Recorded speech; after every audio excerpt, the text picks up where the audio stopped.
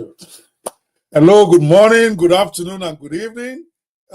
This is Dr. Banwo, the author of the Kingmaker of Muguland, and we are doing the countdown to the official launching of my very first historical novel book called the Kingmaker of Muguland. I've written several books in my time. I've written dozens, literally, of motivational books, business books, digital business books, but this is the very first time that I'm writing a song. I'm writing a book that is 100% fiction. Okay, the book is not based on true life events, but it was inspired by true life stories we see all over Africa, and I'm so excited about the book that I'm doing an elaborate countdown to the launch, just to sensitize people to the book. And today is day 4 of 4 days to go in this particular countdown. And today, of course, I have with me my analysts and my colleagues to help me unravel what exactly the old book is all about. Okay, let me mute him.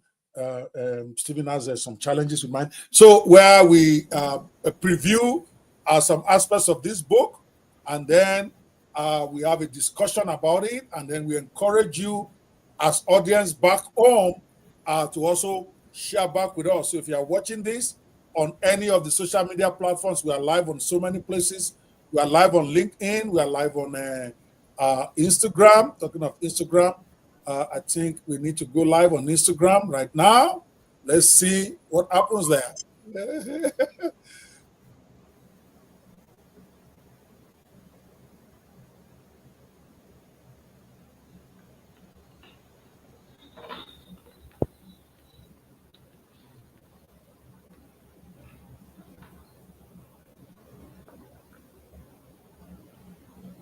Okay, anybody can hear me? Can you hear me, Ayo?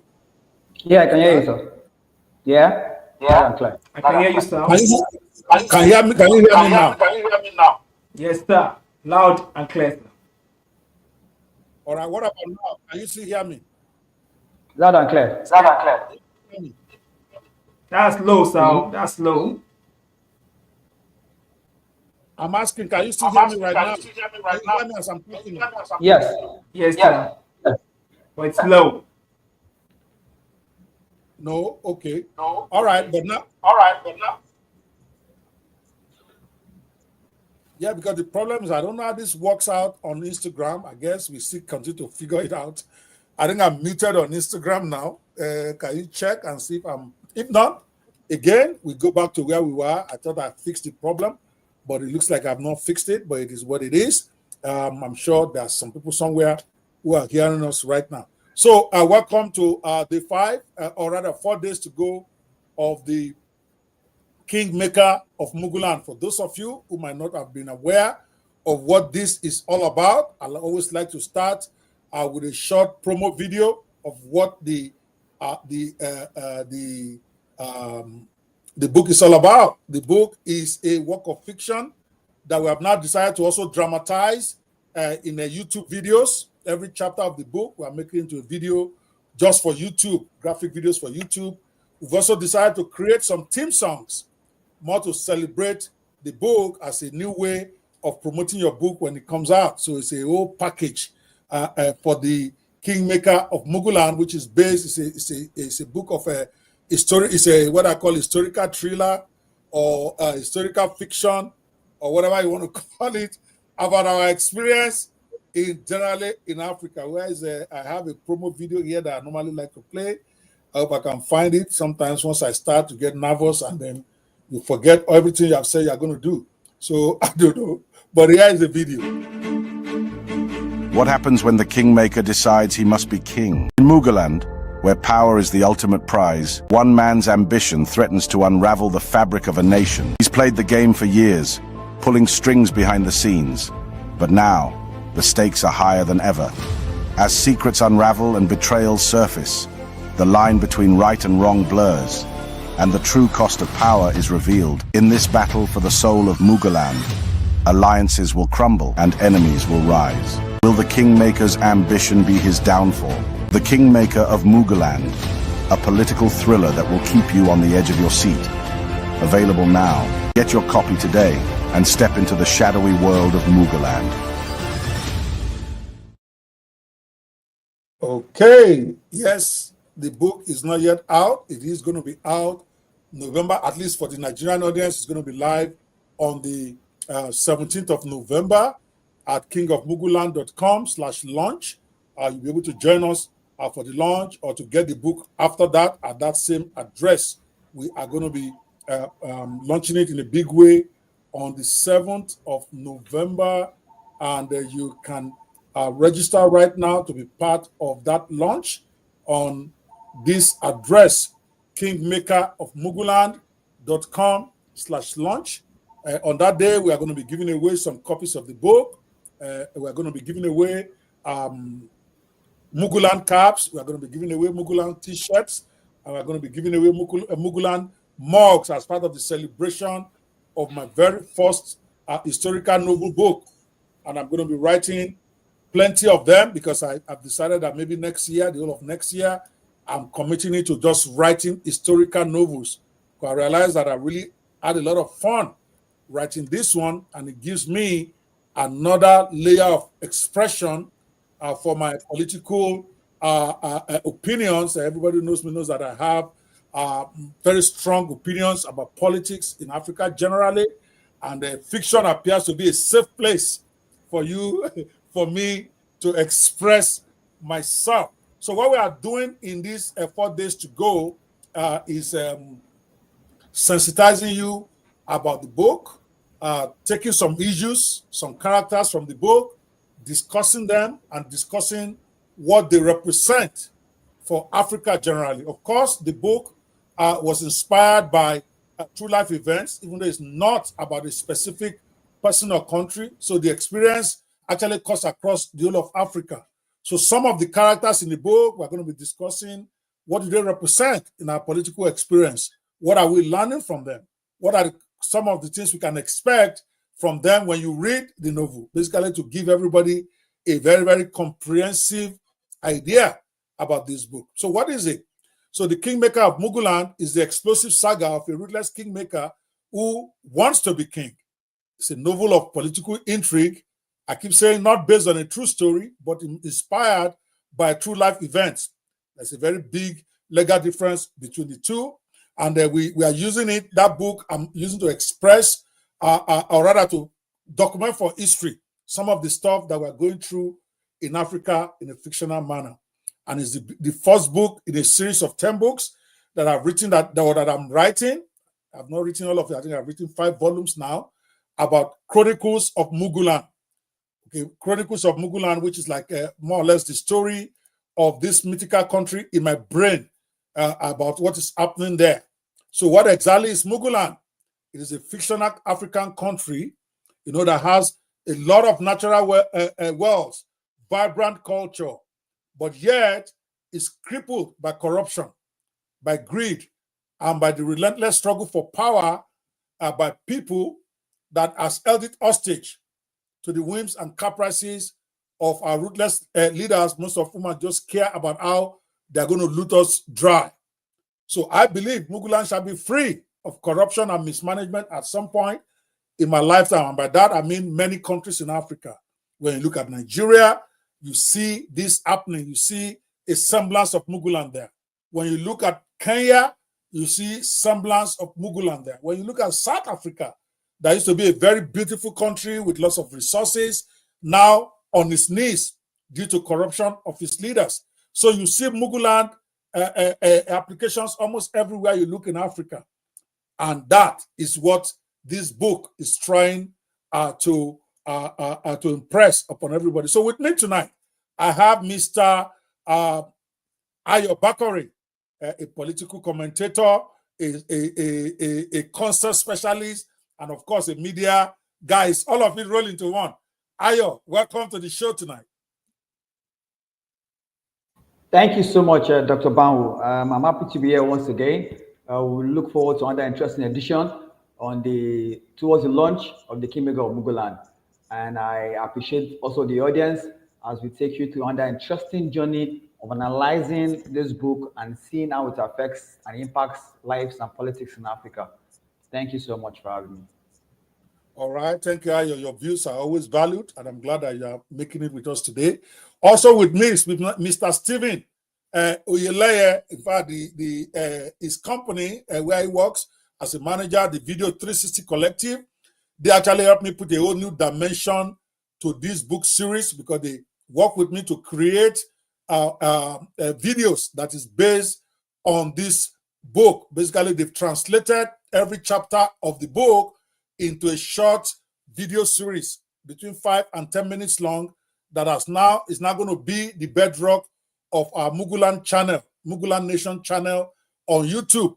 When we launch on Sunday, over the next 30 days or so, we're going to be dropping one episode of the Muguland book every day in video format. And Mr. Stephen Oyeleye and his team are led by a lady called Go Tamuno and 12 other people, 14 of them in total, are the one that have been working over the last couple of months on helping me to translate the Kingmaker of Muguland into a YouTube video series. And I'm so excited about that. Welcome, Stephen Oyeleye, to the show. Thank you for having me on board, sir. I know today is going to be very, very deep. I know there are matters on ground to really trash, especially about the politics unraveled from the book, the fictional book, Kingmaker of Muguland. Thank you, sir, for having me on board today. I'm excited, very, very excited. I can't wait to see what is going to happen today. So, audience, stay glued to your seat. Something's about to get unraveled. Thank you, sir. All righty. Thank you so much, Mr. Stephen, for that. I've been enjoying your company for the 3 days we've started this. And also for those of you watching us from home, there are so many people who send me private messages after yesterday. But if you are watching live, wherever, whether you're on LinkedIn or you're on Facebook or you're on Twitter, I want to believe we're also live on Twitter. I'm not sure. Okay, yeah, I think we are live on Twitter. And if you're also watching this on Instagram, if you happen to hear me, I don't know if my audio is working on that. If somebody can help me check that, I will appreciate it. My Instagram folder, whether it's working. You want to also put your comments through. We want to have a national conversation as this book is getting introduced to the audience. If you have something to say, feel free to post wherever you are watching this as a comment. And sometimes I get to see the comment on my studio here, and hopefully we'll be able to bring it up. But as we start today, the first thing I want to talk about, Ayo and Stephen, yesterday somebody sent me a very long message about, yeah, they really like what I'm doing with the book, but why am I putting so much mouth inside Nigeria matter? That after all, I don't even live in Nigeria. Okay, that what is the, why am I so concerned about Nigeria or Muguland or Africa or Ghana or any of the countries in Africa, since I've been living in the US now for more than 20-something years? That how come I'm not putting pressure on the governments in America where I live? Why am I joining people to stress governments in Kenya or Ghana or especially Nigeria where I live? That as a diaspora, why can't we just take our eyes off of African politics? What is your take on that?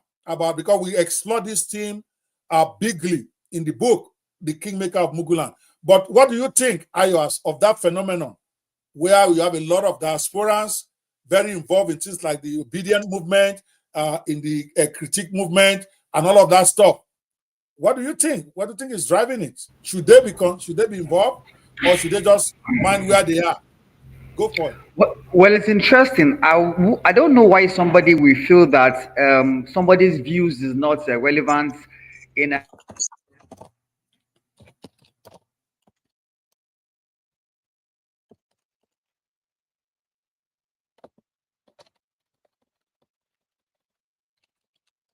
Oh, Messiah is frozen. Oh my God. And we were having a great time before we started the show. I don't know what's going on, but it's going to be back. Okay, we are discussing, if you are just watching us, we are starting out today by exploring one of the themes that is being covered inside of the Kingmaker of Muguland, about whether diasporans should be concerned about their countries of birth. For people like me who live in America, but who keeps talking about Nigerian issues and keep putting pressure on the leaders in Nigeria, criticizing. Am I overstepping my bounds? Should diasporans still be concerned about Nigeria, or should they keep quiet and mind where they are? Stephen, I'll give it to you since we are waiting for Ayo to get back in the studio. What is your take on this? If you can hear me. Okay, sir. Well, I feel a bit of tinge of anger in me for such comment from that person. That diasporans should not get involved in the politics of the country, country of their birth. I mean, why should they not be? No place on the surface of the earth that is like home.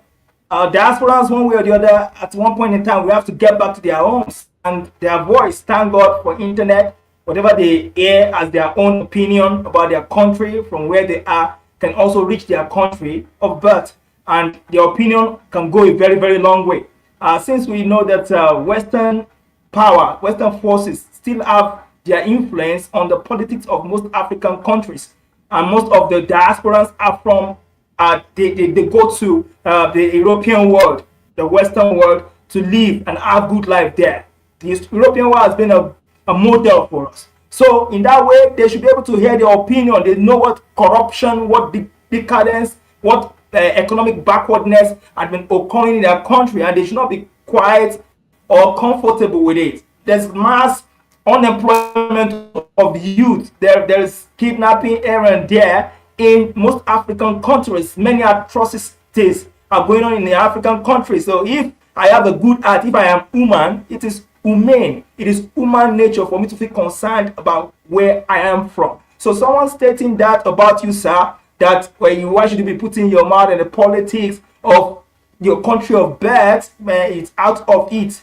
You came to Nigeria, you've been doing some philanthropic work in Nigeria because you feel concerned about your country. So it's not out of place. You have absolute right. You have the absolute right to have a say on what goes on in your country. And I know you have been contributing very well to the lives of people who are in Nigeria. So that statement is out of place, sir. Nobody should shut you out. Somebody should shut you up. We are enjoying your involvement in our country. You are helping us, and we love you, and may God keep you for us.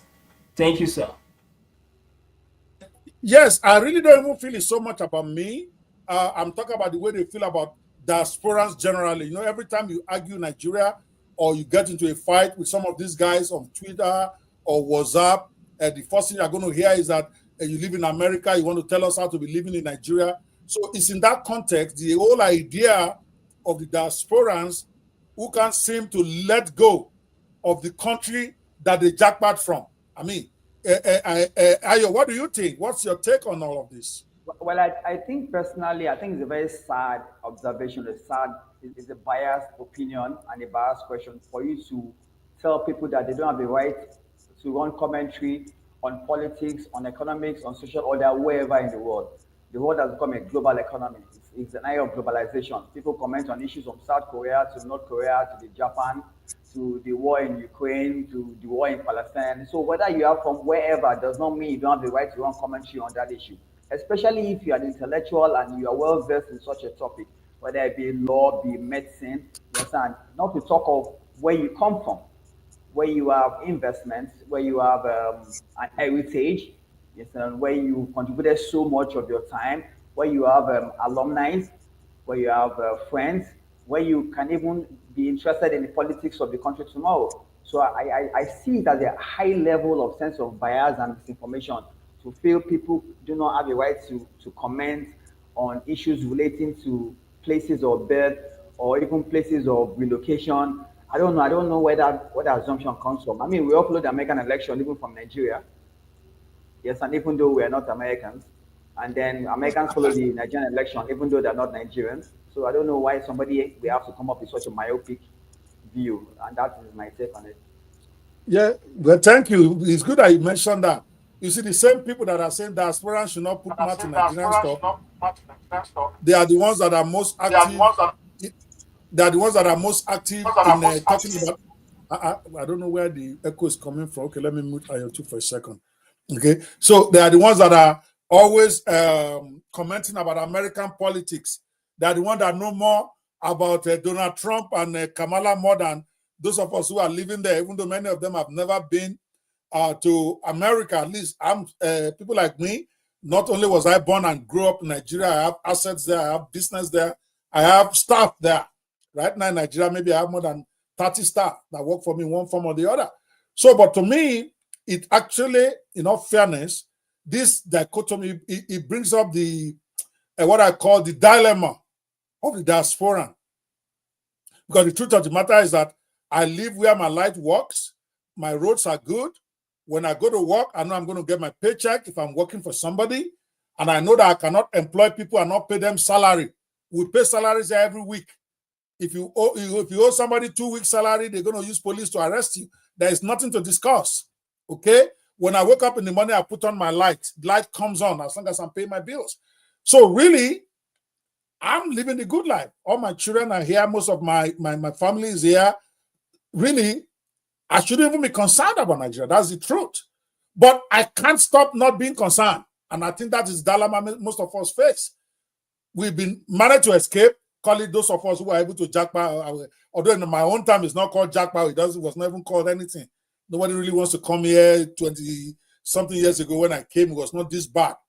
But even those who have been in Nigeria without a job for 10 years, 7 years, finally managed to escape, they still can't take away their eye from Nigeria. They are still concerned about Nigeria. So it's a kind of dilemma we live in, and it's difficult to explain to anybody. I understand why people will feel, why are you inciting people to protest in Nigeria when you live in America? Why don't you face America? It sounds logical, but your place of birth, your tie to your country of birth, somehow there's something about it that cannot make you just say, forget these guys. I remember after the election in this year, I was very, very tempted to just say, to hell with Nigeria. If they want to keep doing whatever they want to do, that's okay. Let me just go and be enjoying my life in America. But I found out I could not do that. And I'm not the only one.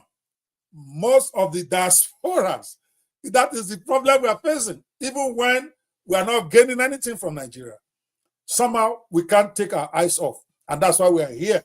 Even me, dedicating my time, writing stories, books about Africa, when I should be focused on what is happening in my country. I don't know how to explain it. And I hear a Mr. Moshe Kubi from, I don't know where he's watching up, but it's in Facebook somewhere. He says, "Okpestic, we don't mess around. Muhammad Buhari destroyed Nigerian economy. Bola Tinubu is burying the nation. Talk about your nation." I suspect this, my brother, is also a diaspora like me. Somehow we are upset at what is going on, but we can't stop talking. And guess what? Because I'm retreating a lot now into artistic expression about how I feel on so many things. I went and wrote a song for diasporans like me who struggle, with this dichotomy, with this inconsistency, or with this what I call challenges of not being able to take their eyes off of a country that really has not given them much, which is why they migrated abroad. Because if most of those who are jackpotting, at least around now, if Nigeria was good, they wouldn't be leaving. So they left. Some of them, they say, I'm going to tear my passport when I get to America, when I get to Europe. I don't want to ever hear about Nigeria again. Give them 1 week. No matter what they are doing, by the special grace of God, I'm doing very well in America. So I'm not missing Nigeria because things are not working in the US. For some, it may be like that. Maybe they are still struggling to make ends meet. They are doing all sorts of dirty jobs just to make ends meet. You might say, okay, maybe they are missing Nigeria. That's why they keep talking about Nigeria. But there are people like me, even people like 10 times doing better than me, who still can't take their eyes off Nigeria. So I had to go write a song about that, how much we love Africa for me, loving Nigeria for the Ghanaian person. They're also like that. The Kenyan person is also like that. We love our countries. Our countries drive us mad. And yet, we can't stop loving it. is just like a loving a woman that keeps jilting you. And somehow after you get angry for 2, 3 days, 4 days, you are going back to that woman again. Is the kind of love-hate relationship. So I went and wrote a song just to pour my mind out about how I feel about this situation. And I called that song Muguland Forever. I'm going to let you guys enjoy that as we go deeper today into exploring the themes that were opened up by this book that I'm launching on November 17th, The Kingmaker of Muguland. This song is called Muguland Forever, and it is for all diaspora. It is for all those who are upset with their country right now, but yet cannot take off their mind from Nigeria. It's a place of birth. It's where our DNA was sown. So it's very difficult to cut and just move on. This song is for you. Muguland forever. Though you break my heart, I can't run away. No matter how hard, through the pain, the struggle, I'm still holding tight. Muguland forever. You're my love, my fight. 5 years in school, now I'm stuck in the rain. A degree in my hand, but no job to gain. I try to move on, but I keep looking back. Muguland, you've got me still on track. Workers breaking back for a little pain, enough to survive, but we live day to day. I could hate you for all of the tears we cry, but Muguland, you've got my soul in the sky. Muguland forever. Though you break my heart, I can't run away. No matter how hard, through the pain, the struggle, I'm still holding tight. Muguland forever. You're my love, my fight. Leaders who promise but never come through. We suffer in silence till we push through. We scream out in anger but it fades in the air. Yeah, Muguland's in my veins, I can't leave you there. The roads are rough, the power's never on. Floods hit our homes but somehow we're strong. I dream of a life in a faraway land, but Muguland, you're the home I can't disband. Muguland forever. Though you break my heart, I can't run away. No matter how hard, through the pain, the struggle, I'm still holding tight. Muguland forever. You're my love, my fight. We curse and we cry, we say that we're done, but when the day's over, you're still the one. We try to escape, but we carry you too. Muguland, Muguland, I belong to you.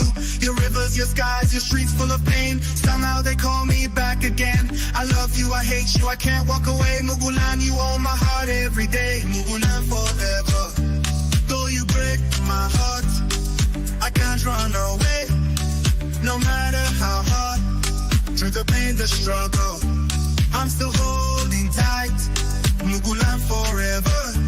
You're my love, my fight. Muguland forever.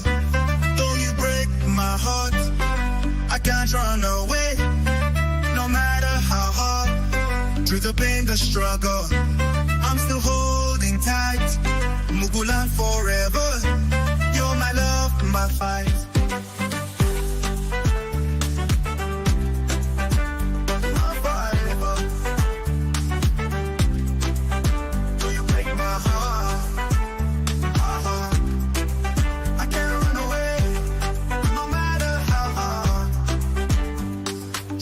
The struggle, I'm still holding tight.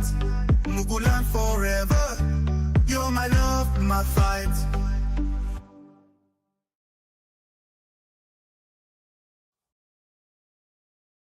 Feel about Muguland all over Africa, from Nigeria to Ghana to Kenya. We love you, we hate you, we don't know what to do with you because you drive us crazy, but we love you anyway. That is my own message to Nigeria. That's how I feel about Nigeria personally. I wake up in the morning, I get into arguments, I get into fights over Nigerian matter where I don't even live. It's because I can't help myself. And that song, I think, helped me to really bring it out. By the way, that song is by Mugu Prince. You can see him covering his face. He doesn't want people to know who he is. And that song was done by Stephen. The video of that song was done by Stephen Oyeleye and his team. And I think that one was one of our best guys in there. I think it's Muiwa. That's Muiwa's zone, right? Okay, and they just basically killed it for me. Let me know what you think about those songs. We have plenty of them. That was Muguland Forever. We have released it on Apple now, I think, and all the other music stores. It's doing very well. Let me know what you think about Muguland Forever. I'm going to play it again before today is over. I want the one with the lyrics on it. Stephen, go and help me find that one and send it to me. That one doesn't have the lyrics typed in, but it's a song that really I resonate with. Aya, what do you think of that song? Well, it's interesting. It shows national pride. It shows a sense of heritage to Mugulanders. It shows sort of a depiction of an energy for wanting things to get better. It shows a compassion for people, for culture, for societies, for way of life. Of course, it goes with a certain level of complaints, but the complaint does not it does not negate the love for for the society. Why the complaint is going on, she shows that devotion of expectation for better days. I think that's my own feelings, personal feelings about what I take home from the video. But nice graphic depiction. Okay, yes, I was going to have you comment on the technical part of the video. That what do you say, at least for the benefit of Stephen and his team? What do you think of that? Because they just started learning how to create musical videos from. It reminds me of Lagbaja because of the mask and the covered face, or a Nigerian artist that was very popular, in the late early 90s. I didn't see too much of dance steps, but at least the communication was succinct.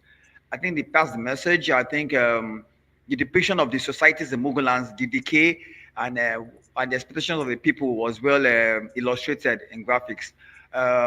For me, well, it's an artistic move in the right direction. Okay. All right, let's get going on the, well, Stephen, you got the feedback. I'm not going to ask you to review your own video.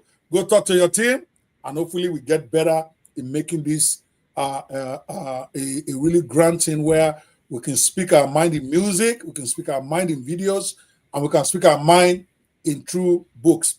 All right, today we are continuing with the introduction of the characters in the novel, The Kingmaker of Muguland. And I want to encourage you, join us for the official launch on the 17th of November at 4 p.m. Nigerian time. Kingmakerofmuguland.com is where you're going to go. Kingmakerofmuguland.com/launch. You will see it at the bottom, at the end of the scroll. You want to register. You get several things when you register for the launch. You're going to get directed to a new page to download the leaked copies of the book. We have the first 110 pages of the book now available for you to download for free and read. It's about a 350-page book.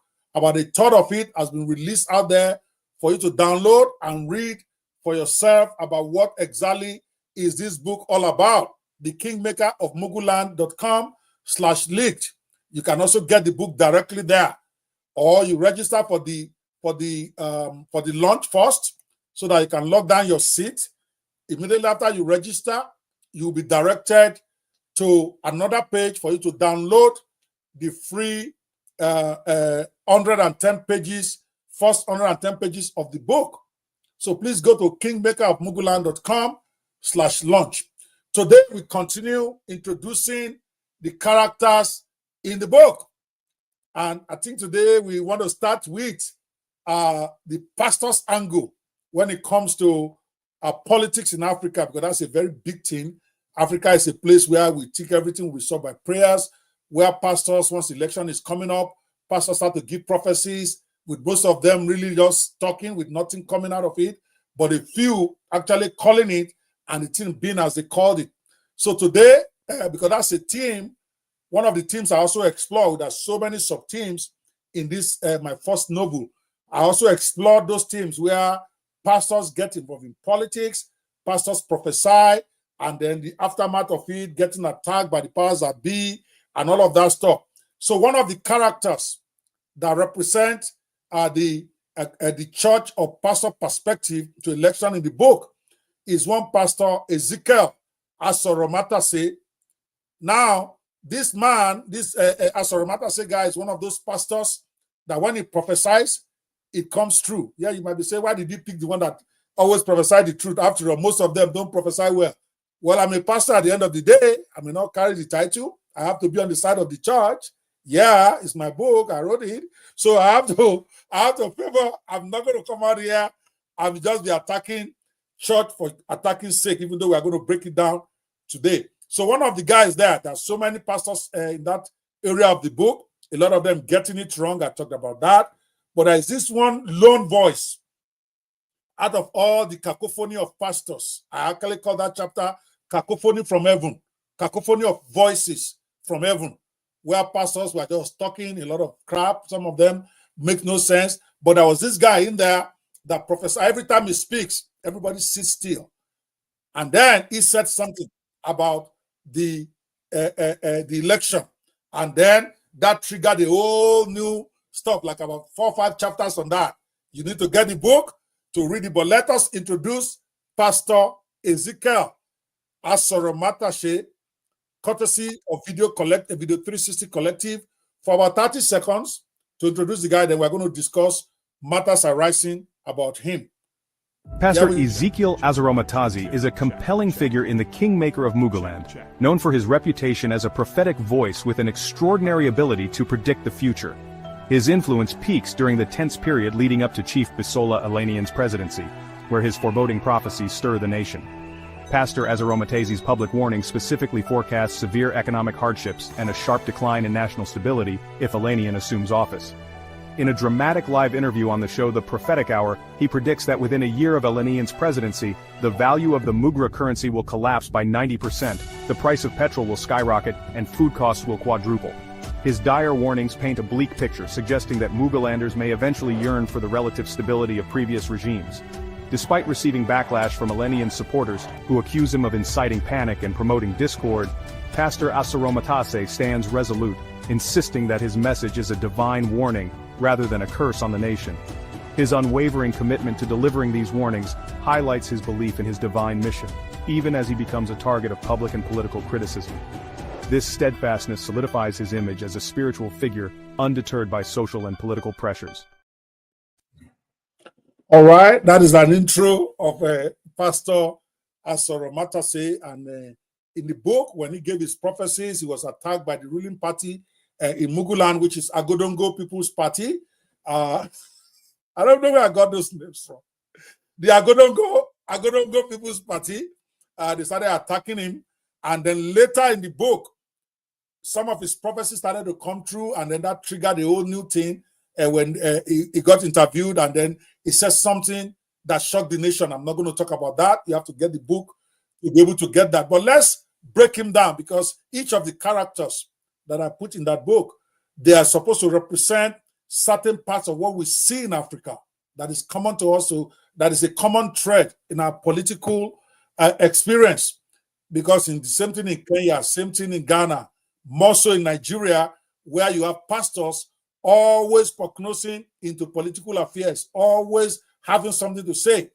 And then because we're a very religious continent, you find out that a lot of admirers, a lot of followers follow these pastors, sometimes along the right path, sometimes along the wrong path. So the question I want to ask here is that,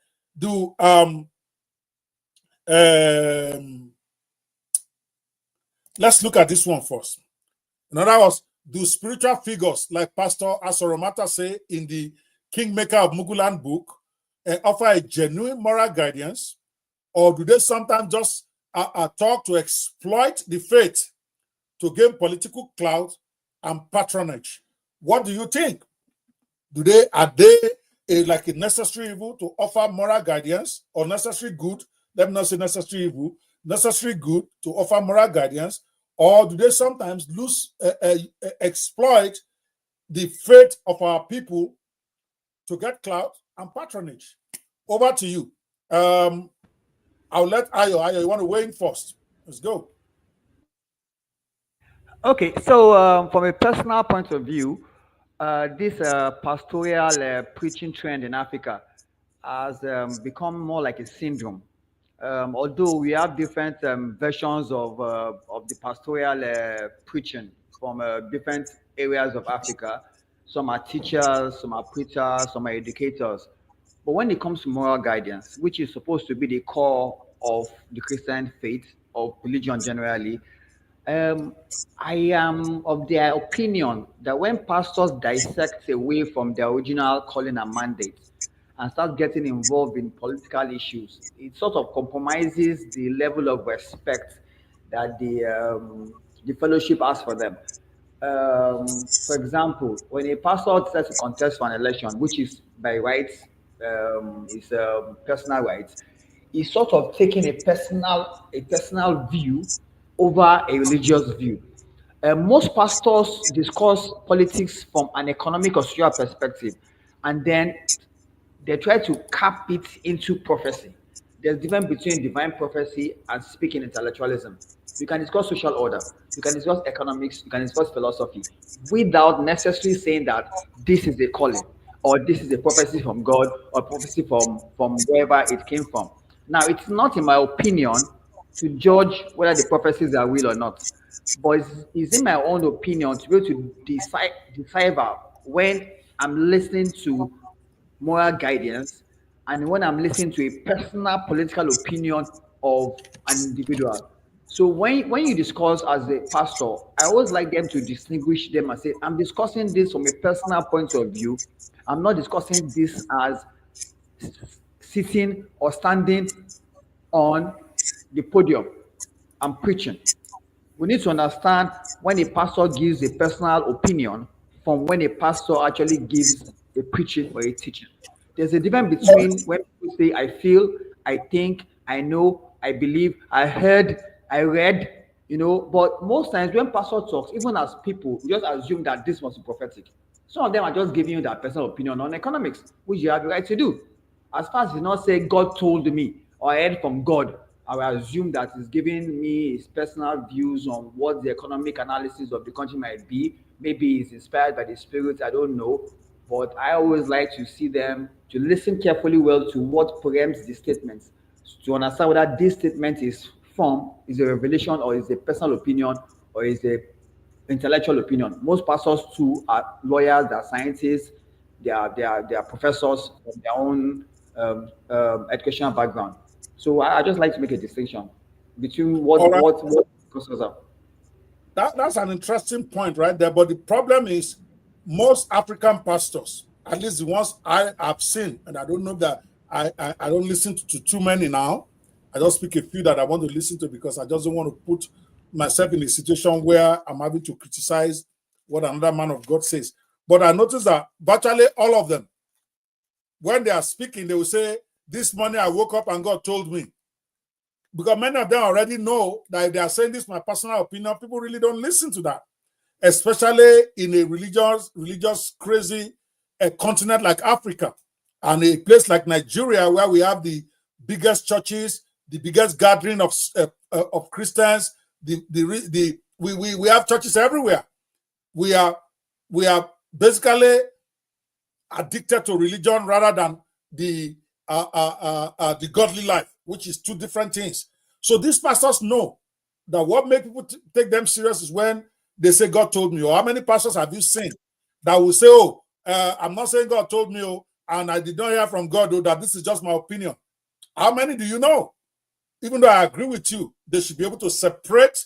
A pastor can have an opinion without necessarily hearing from God. But somehow, because they position themselves as always hearing from God, as if God just sits down with them and talk for 24 hours a day, which is, to me, sometimes ridiculous. I've pastored before, and I keep telling myself, this one that they are saying God talked to them every time. How come God was not talking to me when I was pastoring like that? Because me, I don't hear God all the time. I'm not going to lie. They say maybe me, I don't know, I'm not holy enough or whatever, but I've left pastoring for them. My point is, so it's difficult to be able to separate the two. Stephen, what do you say about this topic that is on the table?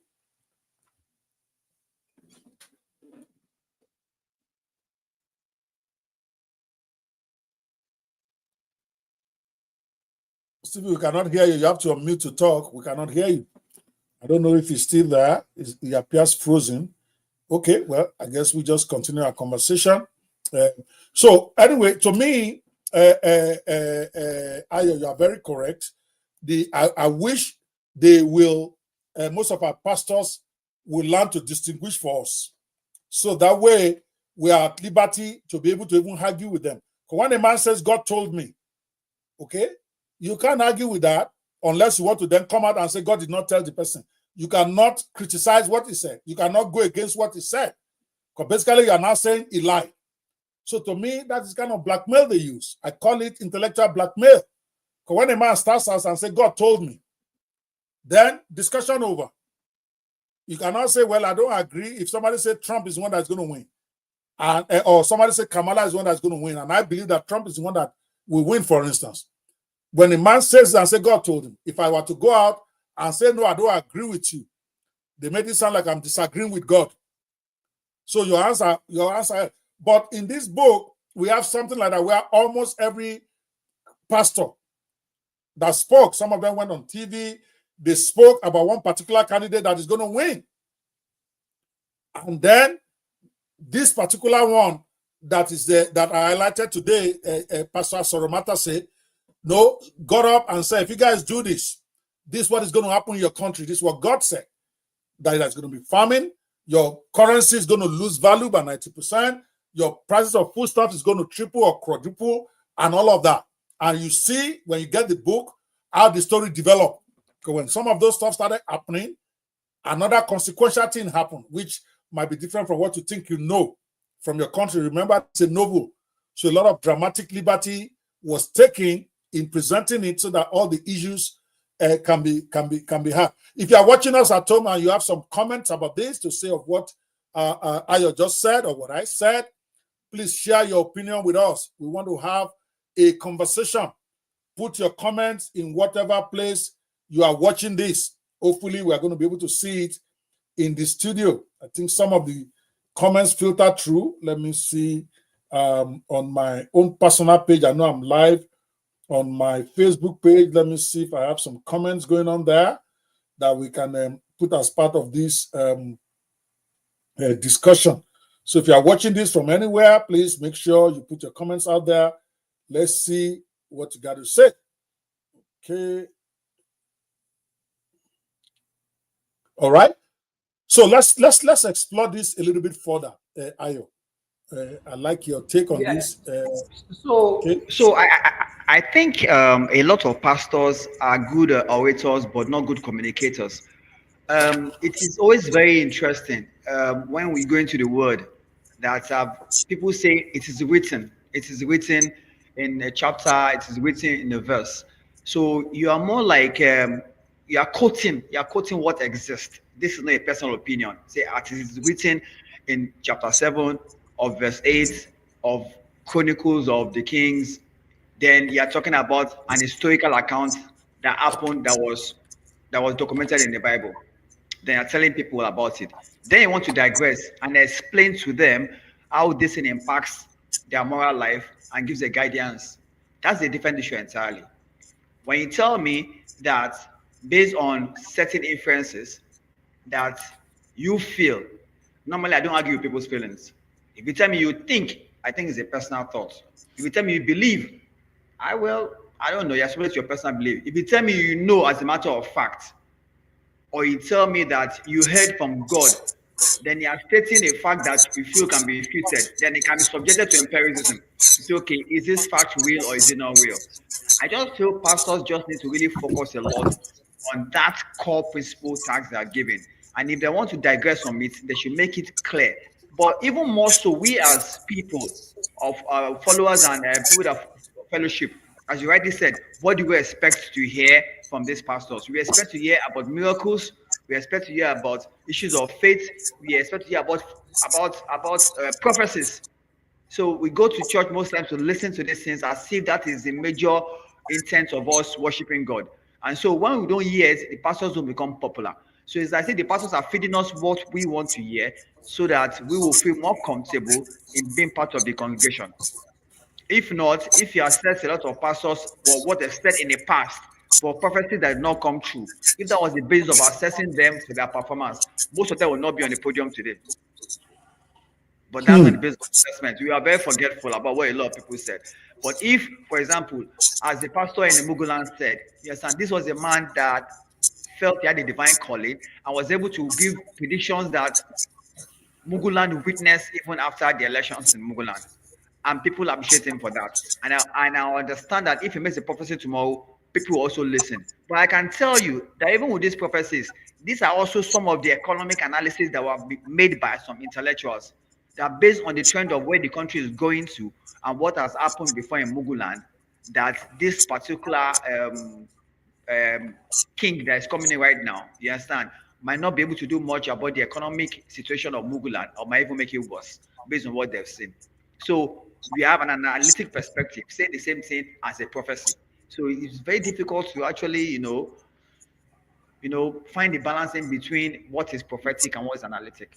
And that is reminiscent of a lot of places in Africa, especially a lot of pastors, where we have the money-driven churches, the prophecy-driven churches, the promises-driven churches, the faith-driven churches, and then people are just carried away by different level of.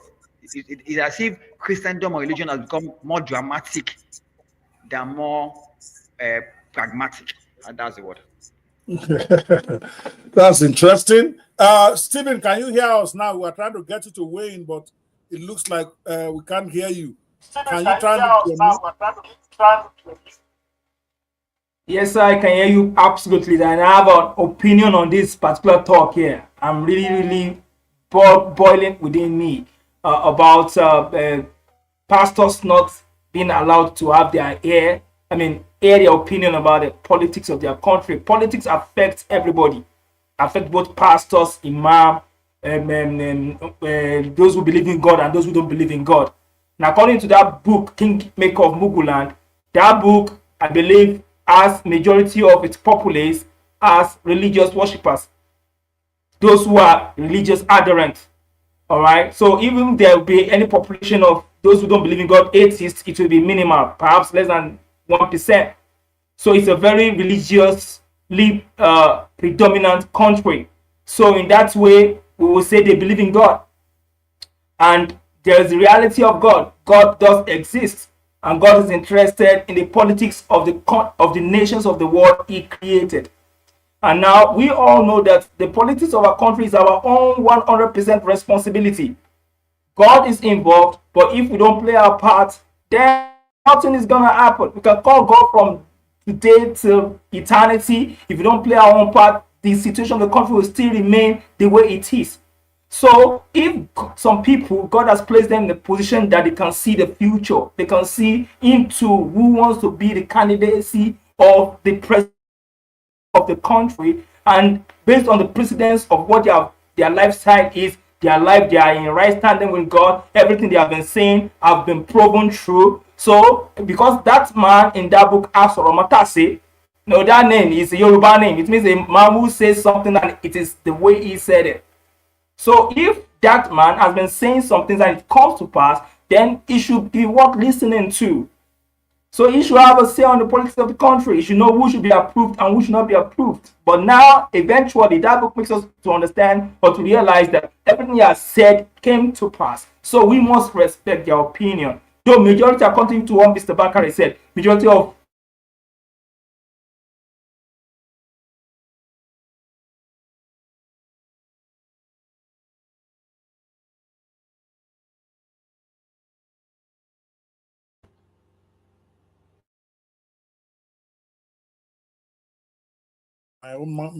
So sorry, the guys. Stephen's microphone went off while he was talking. But let's take this discussion to a little bit of a higher level, because while we might have challenges with some pastors, like somebody said in the audience, let me bring that question up. There's a Joanna Isua who commented that some pastors prophesy that Peter Obi will win in 2023 election. But when it didn't win, when it didn't happen, some start doubting if God answers prayers and if prophecies are true. I think even worse, a lot of those pastors who had prophesied that Peter Obi will win or that Kamala Harris will win in America or whatever, nobody went to ask them what happened. And they didn't come out to come and explain why their prophecies didn't come true. So tomorrow now, they just pretend like as if nothing happened. When another election is happening, they just prophesy again, meaning that the people that is following them, they're not holding them accountable for their prophecies. Of course, again, I'm not naive. I've said before that I myself have pastored churches before. I've started 3 different churches. So I'm not going to say every time a man of God prophesies, even in the Bible, that the prophecy comes through all the time. Some other stuff can come in. God can change his mind. God has changed his mind many times. He changed his mind with Hezekiah. He changed his mind with several. He changed his mind with Jonah. So God can change his mind about prophecy. But my point is that what we have in Nigeria mostly, our pastors, they keep doing all these prophecies. None of it comes through. They prophesy this Sunday, something on you. You go to church next Sunday. They prophesy again. It didn't happen. They prophesy again. Nobody is holding them accountable. So now they just feel that they can just come out and say whatever they want.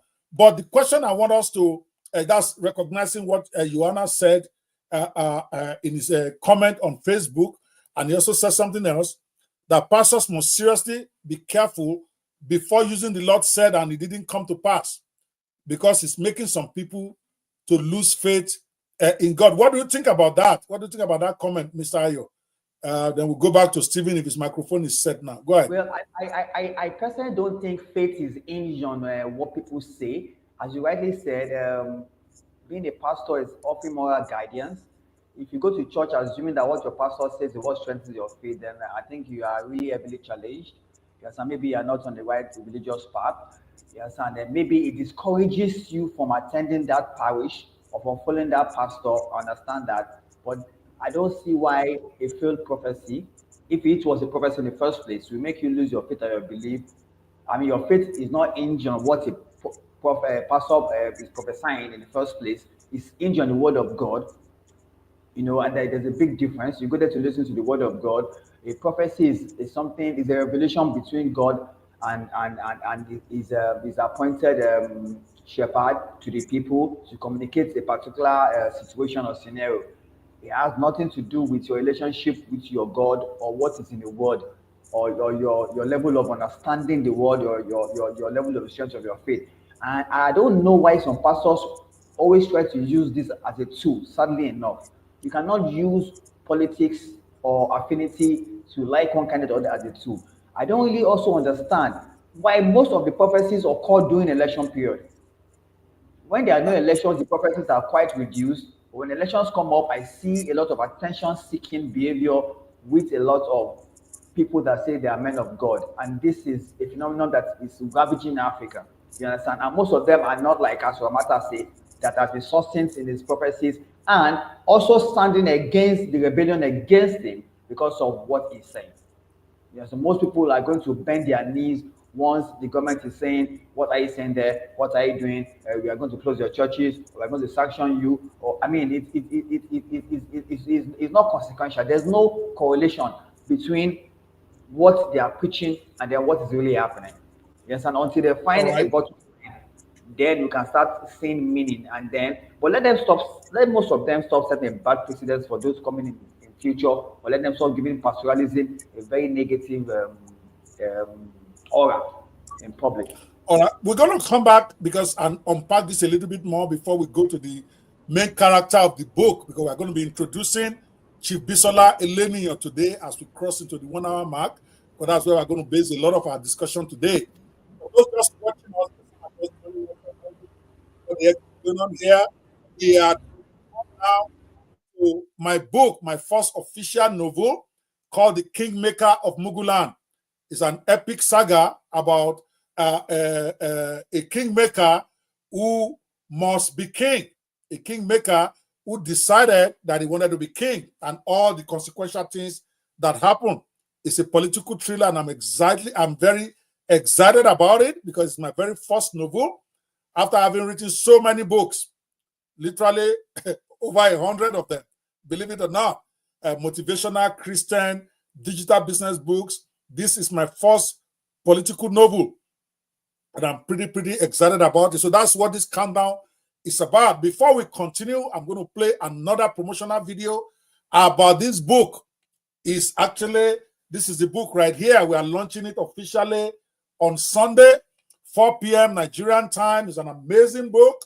And of course, we are giving away 110 pages of it for free for leaked version where you can download right now.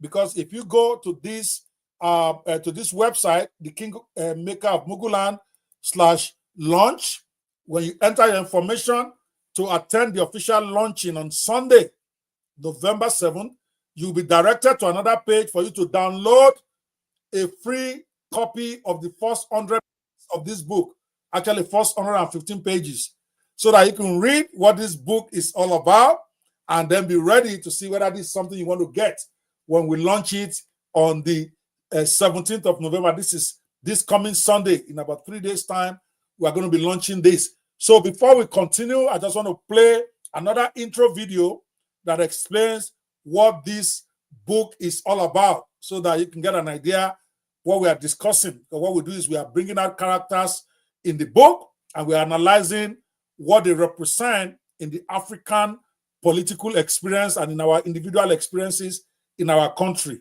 Here we go. In the game of power, every move is calculated. But what happens when the Kingmaker decides to step onto the board? He's been the force behind every throne in Muguland, the master strategist no one sees coming, until now. But as the stakes rise, so do the enemies. In a world where alliances are fragile and betrayal is a breath away, can one man's ambition bring an entire nation to its knees? The truth is out, but in Muguland, truth can be deadly. Secrets, lies, and power plays. This is more than just politics. This is survival. The Kingmaker of Muguland, the political thriller that everyone's talking about. Available now. Are you ready to step into the shadows? All right, that is just a short clip, intro of the book. Even before we leave tonight, we'll show you the first episode of our, one of the episodes, maybe not the first, of the video version of this. Because not only am I releasing the book officially on Sunday, I'm also launching a YouTube channel officially. We already have the channel where every chapter of this book is being reproduced as a movie, like a graphic movie that you can watch and enjoy for those of us who prefer to watch videos rather than reading. And we also even have a lot of songs for the theme songs of this book. So it's a 3-in-1 package that I'm working towards because that's just who I am. If you're going to go big, so I'm going to be giving you a lot of experiences about this. My first book in the series, Chronicles of Muguland. It's a 10-book series where I'm going to be writing about different parts of our nation, our nations in Africa. Of course, I can only speak for my own country, Nigeria, but you see Ghana there, you see Kenya there, you see South Africa there, because we are not making it specifically about a specific experience. The experiences are just inspired, the experiences described in the book are inspired by true events, but they are not based on true events. Very big difference. So nobody can say, oh, they mentioned me here, we didn't mention anybody by name, but you're going to get the full experience. The very second book that follows this, let me give you a vision of what is to come. The next one is called The Children of Anger, and this is about the restless youths of Africa and how they are influencing political situation for good or for bad in our nation. So it's a long ride, maybe a year's ride that we have together for me to unpack those 10 volumes. So we are going to keep going now. Now we've just introduced Chief Pastor Asoromatase, one of the pastors in the book, to cover what the pastoral community, the role they are playing in our politics in Africa, whether it's a good thing or bad thing. So I want us to take maybe 2 minutes on this before we move forward, Ayo. Okay, we know that some pastors give fake prophecies, some give true prophecies. So the question I want us to discuss, which of course is also raised by this book, is how much responsibility do religious leaders have in shaping political decisions and influencing the actions of politicians, or should they be active in politics or not? Should they just stay in their pulpit? Because every time election is coming, you also see all these politicians rushing to all these places. They rush to the camp, redemption camp, they run to Shiloh, they run to Coco Church, they run everywhere. And they are trying to get a prophetic word from the men of God to support them. Same thing is happening in Kenya. Same thing is happening in Ghana. So yes, go for it. Let me say this. First of all, politics is not sedentary, so it doesn't just stand. Politics evolves, and politics has evolved over time, and has taken different shapes and different forms of expression. First of all, as a pastor, as a maybe male or female, as an individual, you have a right to get involved in the politics of the country. Let me not digress, but let me just say this. Even during the June 12 saga, most of the fights in Nigeria were fought from the diaspora. Let me just keep that in. But let's just go back. If as an individual you have the right to comment on politics, but as a pastor, what is your role? First of all, politics emanates from a social order, from a system that exists already. The politics is a reflection of the social order of the people.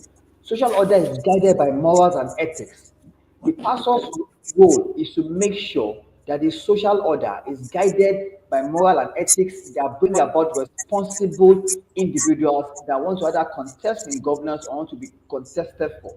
If the social order is in place, the politics emanating from the social order or the structures will follow suit. But if the social order is really messed up, then the politics or any politician emerging from such a social system is already corrupted. And the second point is that the politician should be able to speak out against corruption and against negative infringements in the country without fear or favor, because they do not serve man, but they serve God. Instead of going around lobbying for positions and lobbying for attention and parking private jets at the airport and looking for waivers on demurrage and payment for hangars, that should not be the direction. The direction should be of becoming special personal assistants to what they call it, to kings or what they call it, or chiefs. In Muguland, this particular pastor said affirmative to what he believed in, and he followed it through to the end. He was not interested in intimidation, and he was not interested in what the politics will offer him. You understand? He just focused on his prophecies.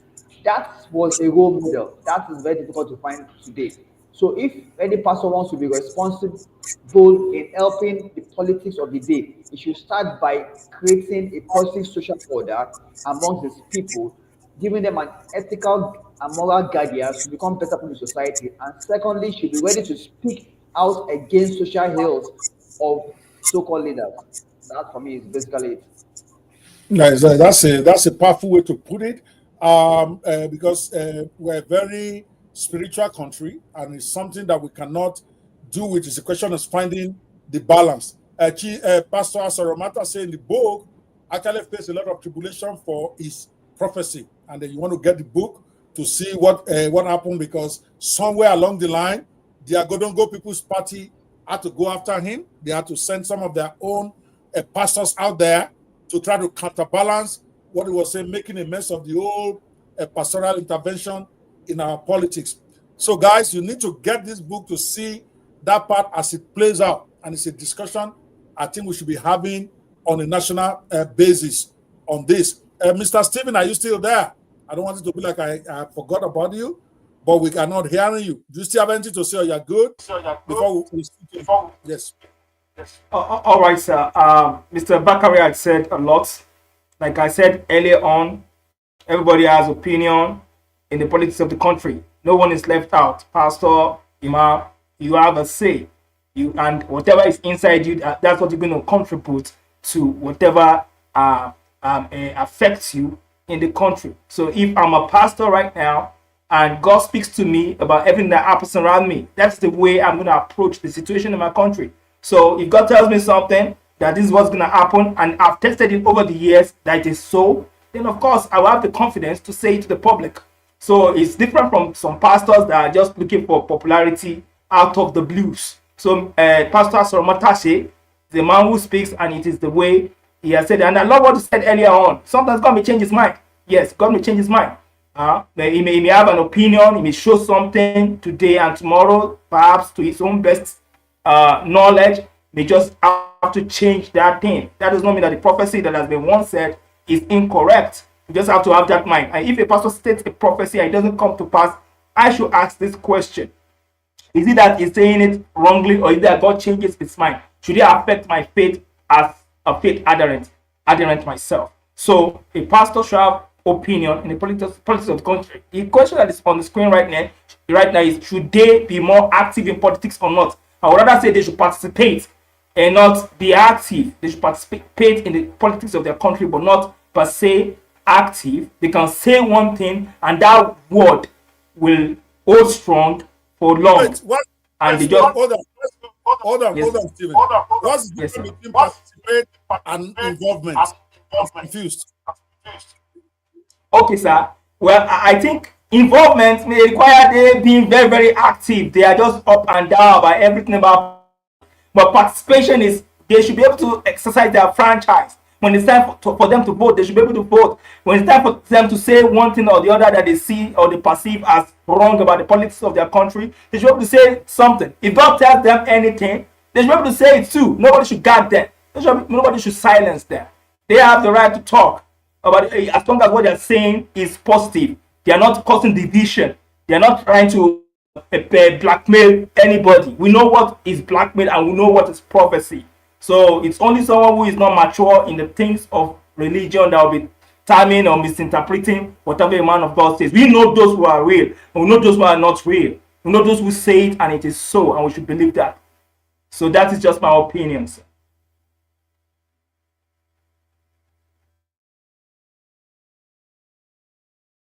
To keep remembering to unmute myself. So your perspective is that pastors should participate, tell their prophecies when God tells them. And I keep wondering, is our politics really that important enough for God to be speaking to pastors about it? Really? Does it mean that God doesn't have work? He will come and be telling pastors living in Nigeria prophecies of what will happen in America, about who will win election in America. I don't know. But again, pastors have in my opinion, that pastors do have a moral role to play in society. But I feel that they can play that role better by not being partisan. It's my personal opinion that when you start saying, God told me this person will win, now you are being partisan because you are trying to weigh the opinion, to sway the opinion of the people to go and vote for what you say God told you. There are many ways you can give your prophecies without necessarily saying this is the person that will win. Your prophecies should be gathered towards people voting at their conscience, rejecting bribe and stuff like that is what I think God will be more interested in. Okay, but again, I'm not God. I'm not there when God spoke to them. When a man says, God told me Kamala Harris will win, and I believe that she was not going to win, I couldn't argue with that person. Otherwise, they're going to say, oh, he's saying God is lying, and we see the mess it brings us. And I'm not saying they didn't hear from God. Maybe God changed his mind. That is why you just don't open up your mouth and say anything. That's why, for instance, on this isolated issue that we're discussing, it's why I have a lot of respect for Pastor Adeboye. In Nigeria, for instance, you hardly ever hear the man say, God told me this person is going to win. He doesn't get involved in that, because he's smart. Even when God tells him something, the way he delivers it, you know that the man, he will edge his bet, he will make it. He's an elder. It doesn't just do back like that. Then when tomorrow they will say, but a lot of these young pastors who are not experienced, okay, maybe they hear, maybe they didn't hear. That's not the issue. Like they say in Yoruba language, when they give you prophecy, when God gives you prophecy like this, okay, that's a way you deliver it in a way that will not cause disaffection in the nation, in a way that will not present you as a partisan person. And there are so many things for pastors to talk about in our politics. I'm not saying they should be outside politics. I believe strongly that you cannot separate church and state. I'm one of those conservative pastors, Christians call it, okay? We are called priests and kings. So everything in the early days of the Bible, both the spiritual and the temporal powers, they all reside in the hand of the priest. Okay, so they drop it and they drop it none here. They affect politics. Samuel will go in there and tell the king, this is what is going to happen to you. You are torn from your whatever today. All of that. So you can't separate.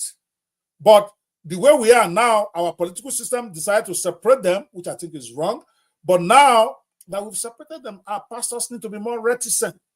Their job is to bring the nation together. Their job is not to separate it. All those who are prophesying that Peter Obi will win, and Peter Obi now didn't win. Now they feel that they must justify it by not telling their congregation election was rigged. Those who said Tinubu will win and he happened to have won, okay, now they are saying, oh, now we hear from God. But their next prophecies again don't come true. To me, it's a mess. We are making a mess of the spiritual thing that God wants the pastors to do. Again, that's my submission. I'm not the God. Whatever I say to a servant, the servants don't work for me. So I can't criticize any pastor like that. They're not my servants. They're servants of the Most High God.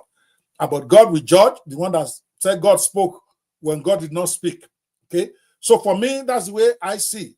I don't want to go on the extreme of either to say, okay, pastors should stay in their pulpit and not get involved in politics, or they should be fully involved in politics.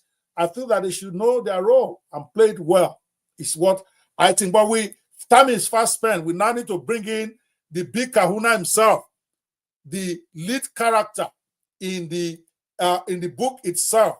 In fact, the book itself was inspired by that character, Chief Bisola Elenion, the leading character in my book, the Kingmaker of Muguland. Like I said, this book is not per se the true story of anybody, but was inspired by the type and shadow of people like that in our continental politics, especially a place like Nigeria, a place like Togo, a place like Ghana, Kenya.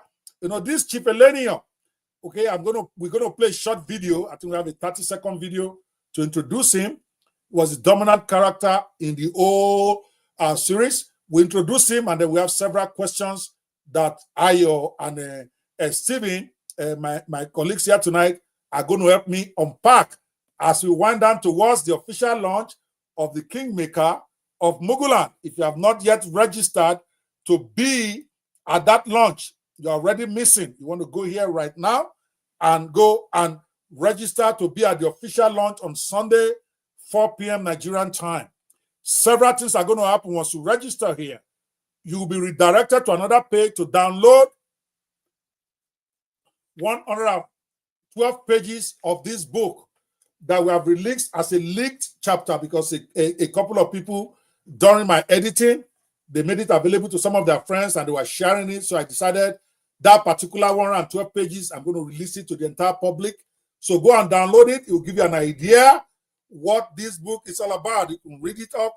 And then on Sunday, you want to be there for the launch early. We are giving away 100 copies of this book, the print version, which is going to be about 20,000 naira for the print version.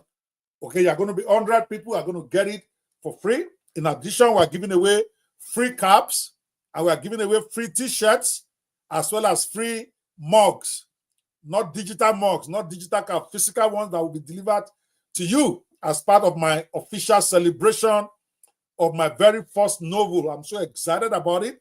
Many of you know me. I've written so many books.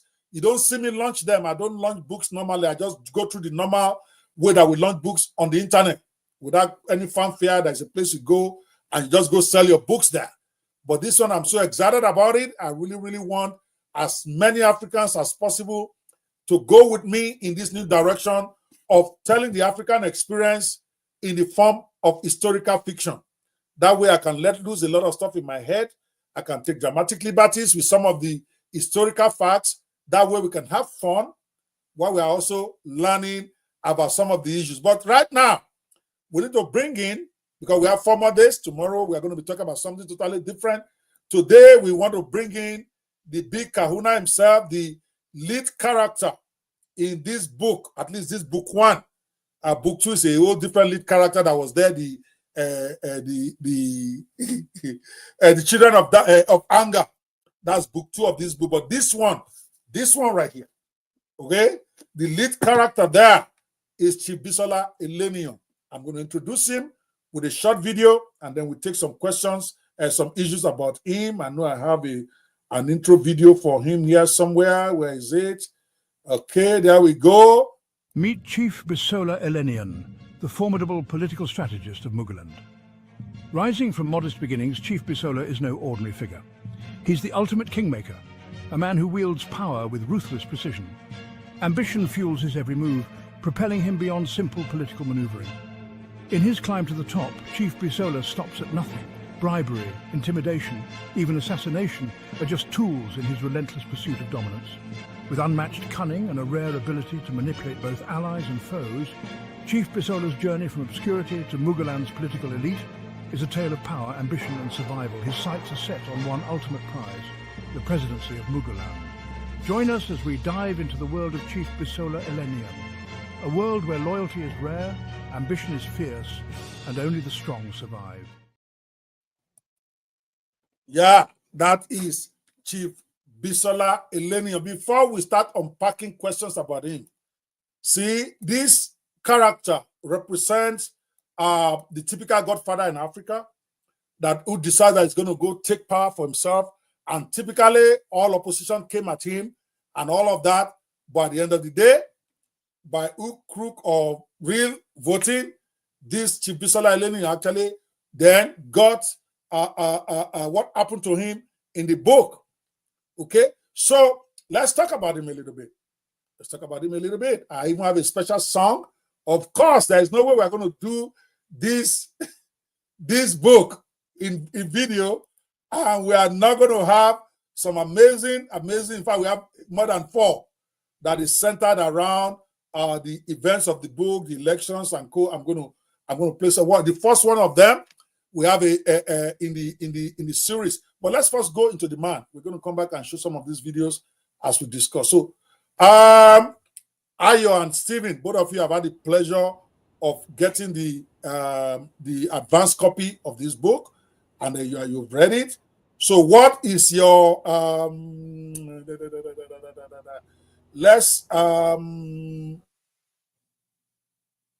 what is your first take from your experience about Chief Bisola Elenium in the book, The Kingmaker of Muguland?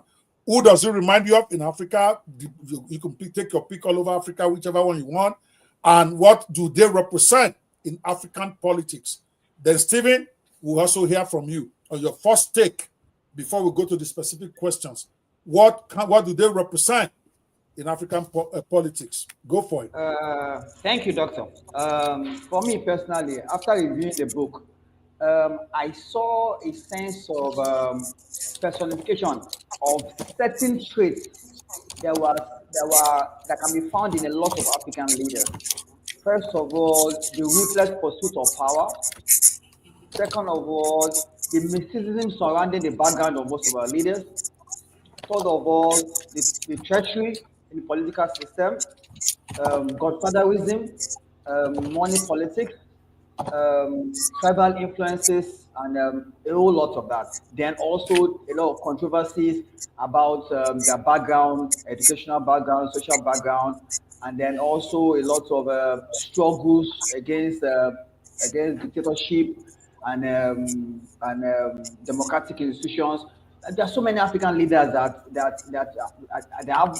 share certain traits, 1 or 2 or 3. Maybe they might not share a complete personnel with the character, but there are some particular traits that they have similar with this particular Bisola Elenium. For example, during the election of the past election between Bitobi and Atiku and our now president, Excellency Bola Ahmed Tinubu, there are a lot of controversies surrounding background checks to INEC, a lot of issues of educational falsification of information, a lot of issues of not being able to trace people's backgrounds, not able to confirm their certificates, not able to find their alumni, reminiscent of the kind of things we saw with Chief Bisola Elenium. There are so many African leaders that share the same thing, that have this thirst for power and don't even want to leave it. We have Theodora Mbago Nguema from Equatorial Guinea. He's been there for over like 45 years. We had Poppy of Cameroon. He's been there since 1982. We had Museveni of Uganda, was there from 1986. We had Eduardo dos Santos, Angola's former president, was there for 30 years. They advocated a lot to eliminate terms. We have Robert Mugabe, Zimbabwe, former president, who were power for 31 years. We have Mubarak of Egypt, who ruled for 30 years. Even Muammar Gaddafi was there for almost 42 years. Idris Bia, Blaise Compaoré. There are so many African leaders that just have this drive for power and want to cling to it And what makes them actually one factor that makes them similar is they have a ruthless agenda towards achieving their objectives. And relentless in the pursuit of this power. They can do almost anything to get there. They don't care about destabilizing political institutions. They don't care about intimidating political opponents. They don't care about the legacies of democracy. All they care about is holding on to that power. And most times when they get there, they don't want to leave that power. And we don't even see the dividends of democracy for most of these countries that have had leaders that have been there for decades and came into power through some form of treasury or I don't know what the system is. But if you look at Bisola's journey in Muguland as a kingmaker, you find a man that is more ambitious, more self-centered, more selfish, more bigotry and nepotic in nature than somebody who I can actually say really has the fear of God or the interest of the people at heart or the interest of the polity. I don't see him as somebody that is interested in the electorate, but I see him as somebody that has a personal agenda, ambition he wants to fulfill. And there's so many like that in Nigeria. And we keep on watching the political scenario and see where we're going, because there'll be more like Bisola Lenion. There'll be more like him. If you read the book, during the electionary processes, ballot boxes being snatched, the Agodogo party intimidating people, the electoral body not being able to actually, give good accreditation of how many voters there are. Similar things happen in Nigerian elections over time, even in the past elections we had. So many court cases, too many controversies, too much drama. As I said, nothing is pragmatic. Interesting.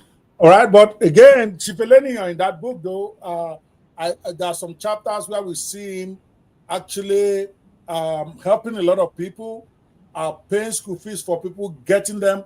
I don't know. We're going to get to that in a second as to how are they able to get the populace, okay, to line up behind them, even though most people feel that they are corrupt. Most people feel that they are being taken advantage of. But somehow, during the election, they still manage to get people behind it. That's my follow-up question later. But let's get Stephen to respond to this question on the table. What does kingmakers like Chibola Eleniyan in the Kingmaker of Muguland represent in African politics? What do they represent in your opinion? Let's stick to the question on the table. When you look at it, what do they represent? All right, thank you so much, sir. Well, Chief Bisola Eleniyan, I would like to talk from when he was in obscurity, when he was in his formative years. I don't totally want to blame this man for what he became eventually as far as the book is concerned. This was a man that came from a very humble background, and he was opportune to meet with some very rich people who adopted him because they saw potential in him. And a tragedy happened to that family. The only daughter that they had died, and they were dejected, they were devastated, and they were looking for, okay, who will replace, who will fill that void that their wonderful, promising daughter left behind. And they looked on to Bisola Eleniyan as a good replacement for their wonderful, their beloved daughter. If Bisola Eleniyan, if Musib, what's his name? Okay, I'm trying to remember his actual name before he adopted that name. If he was not a good person, he would not have been adopted by these rich people. So he was adopted, and it's an opportunity to make a good future for himself. And in the process of that, he left Nigeria for the United States. If Nigeria were to be a good country, there wouldn't have been any reason for him to have traveled to a white man's world. He should have achieved everything he wanted to achieve in his country. But he got to a white man's world, and he met with another thing entirely he never expected. He met with Akonde, and this guy led him into druggery and the likes like that, which corrupted the mind of Bisola Eleniyan. Now he has the mind that when he has achieved whatever he wants to achieve in the United States, if you go back to his country, Alaye City, where he came from, he's going to go back there and go into politics and become something. So the mindset that he went to the United States with was corrupted, rather, in the United States itself, because of the kind of people he fell a victim of. And when he came back, his mind has been distorted. Many things are okay now. He went with that kind of a mindset into politics, and now he became a man who would do everything at all costs to get whatever he wants to get. He wants to snatch power. Now, to an extent, he's right. The righteous take it by force. So he has to do everything to ensure that power comes to his own end. That's just yeah. We are coming back to that. Okay, sir. So he represented, in a sense, finally, in totality, he represented someone who has mixes of good and bad in himself. Yeah, he represented something good. He has done certain things which we can point to as, okay, this person has good qualities. He's intelligent. You know who should be in power. He can recommend, and his recommendations are very, very good. But sometimes he don't. Yes, sir. Okay, sir. Can we move to the next thing here? Because again, you are really moving beyond the topic here. But let's get to we have only 30 minutes in the show, so we have to move it up a little bit. All right, let's make our responses short and sharp. I want us to talk about what makes people like this attractive to both politicians and voters. Is it the benefits they promise, fear of opposition, or tribe? Because to me, we see that all over the place, especially even in a place like Nigeria. You see people complaining in Africa about their leader. Oh, this one is a looter. This one is a corrupt person. When they are talking their coolers, they're saying this is the most corrupt person in the world. Is the one that owned this one. Is the one that owned that hotel. Is the one that owned that road. Is the one that owned that toll gate. Yet when election comes, you see the same people, some of the same people who are complaining, voting and fighting and dying for these so-called corrupt politicians. That part I've never been able to understand, especially in my own Nigerian experience. And I know that that's the experience all across the Muguland continent that we're talking about here. I've seen people that have personally had a lot of talk and fight about some specific individuals that we believe are very corrupt. Then these same people, when election comes, I see them advocating for them. I see them fighting for them. And I'm like, is this a Stockholm syndrome about Nigeria? Otherwise, how come do we have so many of these leaders that we have known to be, or we think, let me say we have known them to be, because many of them have not been convicted. And as a lawyer, I will say that we assume, or we think, or we are convinced are crooks. But somehow they keep coming back. Most times, even though some people will claim, oh, they rig election, many times with our permission, many times with us voting for them. Ayo, what do you think makes people like that? Because Chibisola Eleni was somebody like that in my book. What makes them attractive to have diehard politicians following them and diehard voters also willing to die for them? Is it the benefits they promise, or the fear of opposition, or maybe more likely a tribal allegiance? Go. So normally, in psychology, attraction should be a behavioral trait that should be encouraged because of charisma or educational prowess or achievements. But attraction, as we see it politically in Africa, is quite something different. Let me give an example of Fidel Castro of Cuba, who came in as a hero of the people and later became a dictator. That was hero worship. People worshipped him because they felt he was a sort of a messiah. And over the years, they couldn't get it out of their mind that this guy that saved them from so much hardship, you understand, started having a sense of expectation and a sense of duty, as if he deserves to be there because he saved the people. Where I come from, Yoruba land, there's so much hero worship and leadership worship. There's so much patronage for people we assume that are in authority. He's a king, everybody has to prostrate. He's the alaye of an alaye city, so everybody has to give him that respect and honor because he has achieved Ojagundebe in quotes that he fought to get there. Therefore, Oman Jagun Bobani. So Omo Taloman Jobani join, Omo Tawani Obanita or Baitanla. The king of the larger streets, or the king of the streets, has become the king of the people because he has followers and he has voice. So the philosophies that guide our level of political leadership in Nigeria, sometimes it's out of ignorance, sometimes it's out of starvation, sometimes it's out of not being able to find any other suitable followership. But most of all, I think it has to do a lot of hypocrisy.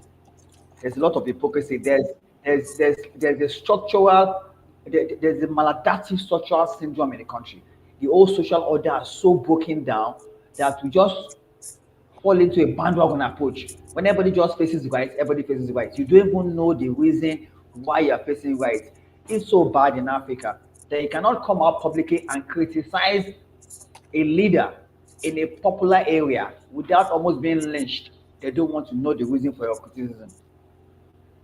They just don't have the right to go against certain social orders. You don't just have the right, just leave it as it is.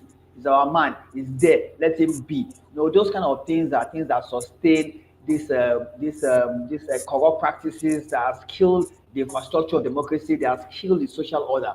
I don't know how they say religion is the opium of the masses. Now it's a different thing. I think hunger and the provision of food has become the opium of the masses. The little you get from out there is just enough for you to sell your soul to whoever it is that is ready to bid, And then there's this issue of unnecessary affinity, unjustified affinity, this blind followership that is an Igbo man, is a Yoruba man, you understand? Is an alaye from Mugulanda, therefore all alayes you have to support him, and if you don't support him, you're a bastard to where you're coming from, or you're a betrayer to your people, or you don't have the interest of your people at heart. I know those kind of things are things that influence this younger generation, that they seem not to have a direction. As I said yesterday, we have failed them. Because if this kind of leadership we are providing for them, what do you expect them to do in future? If they look up to their parents, they're supposed to give them moral guidance, blindly following somebody that everybody is criticizing on the streets, then it is sad enough. You understand? Those influences from parents also matter. Go out there and support this person because he's Igbo or he's Yoruba, And if you look at the scenario in Muguland very well, in the political schematic of things, that scenario kept on playing out. That plays out a lot in Africa. That felt because it's from a certain particular area in Muguland. Therefore, as a godfather, everybody needed to play allegiance. The issue of blind loyalty, not even trying to criticize the essence of why you're even doing something, but just assume that because everybody is doing it, it is right for you to do it. And therefore, you sit down expecting pecks and bags of rice and all this little money they share about to make everybody feel important. And then you look up and assume that one day they'll remember you and maybe give you one political position or the other, or maybe your cousin is in power or your sister, the kind of nepotic and cronyism that goes on in many parts of the country, in Nigeria, that you assume that, okay, this guy is loyal, so therefore let's compensate him. And so the next person also wants to be loyal because he wants to be compensated. And typical things that happen in the Muguland episode in the political electionary process, whereby if you're not loyal to the system, then you cannot benefit from the system. So it's about loyalty. Then people that are loyal are rewarded publicly. And people that are not loyal are punished publicly. You find a government whereby there's so many people that have court cases, they have injunctions, I have criminal, they are all in the system, and they're being overlooked. Nobody talks about it, just like happened in the book. But those that seem to be in opposition have been held for one form of crime or the other, whether it's justifiable or it's not justifiable, and it's being publicized. What is good for the good is good for the gander. This double standard system of it that was very reminiscent in the Muguland book is what we see even in this country in Nigeria. You look at political appointments, you look at what is going on in this scenario, and it becomes sad really that Africa still lives in this kind of structural decay in the 21st century, where somebody decides to be in governance for 44 years. Are you telling me that there's no other intelligent or purposeful people? The kids that were born when he became president are now 44 years old. And president. So sad. I agree with you. I mean, it just baffles me because, like you say, and I agree with you 100%. What is even more baffling, especially, are people who really suffered under some of these people. We have youths, for instance, some of them who have graduated for 5 years, 10 years. They can't even afford a car. Some of them don't have a decent job. They are still living with their parents 5 years after graduation. I mean, it's ridiculous. We didn't have to go through all of that. Okay, they are still living with their parents. They have no job. They have no prospects. And then when elections come, these are the same people you see who are going to go snatch ballot boxes for these so-called trillionaires. Like I always tell my people, have you ever seen a rich politician going out to snatch ballot boxes before. Though it's the poor people. It is those who have no jobs, those whose future have been stolen. It's those same people that go and snatch boxes. And I wonder why. That's why I keep asking this question. What makes them attractive like that? I see, yes. Because election in Nigeria is Christmas for some people. They wait for it. It's Christmas period. They wait for it. For Christmas period, then another 4 years, you are in farming. Yes, election period is Christmas for them. They wait for it. Once that period comes, it's cash out. So they don't miss it. They want to be voters. They want to be elected as agents. They want to collect money as representative of their people. Every avenue to make money, they look up to it. Once that period comes, you don't want to miss those funds. You know, whatever it takes. Okay, I get it. Maybe the what I call professional politicians, those who that when it comes to time that those want a position in party, like that gentleman in the Labour Party, that is always. Hold on, Stephen. Those like that man in Labour Party or so. Up around. Since I've known him, he's always fighting for one power, national secretary. Somebody chop money. He's all. I've never seen him talk about. What's his name again? Now I saw him on TV the other day. Again, shouting that this one should not be the one holding title. Peter Obi should not be controlling stuff. He's always fighting about title. I've never seen him relevance. Yes, I've never seen him talk anything that will benefit Nigerians. He's never given any policy issue. He's never criticized the sitting government, but he's always busy going to court. I keep forgetting his name now. Going to court to go and sue somebody. He should be the secretary. I remember that was one of the titles he was fighting for. Secretary of the association, who is the financial secretary. So I get that. There are professional politicians that go and park in one party so that when you want to run under their party, they say, go and bring 1 million, go and bring 3 million. But what about the guy that's a nobody? He's not even in any party. He's struggling to find money to even buy a recharge card for his money to go and fight on Twitter. Then on the day of election, you see him, or during the weeks leading to election, fighting, defending the same people that have oppressed him to death. That part I couldn't understand on Twitter. I see a lot of these young boys. People who still begged me for a recharge card yesterday. People who still begged me to hire them.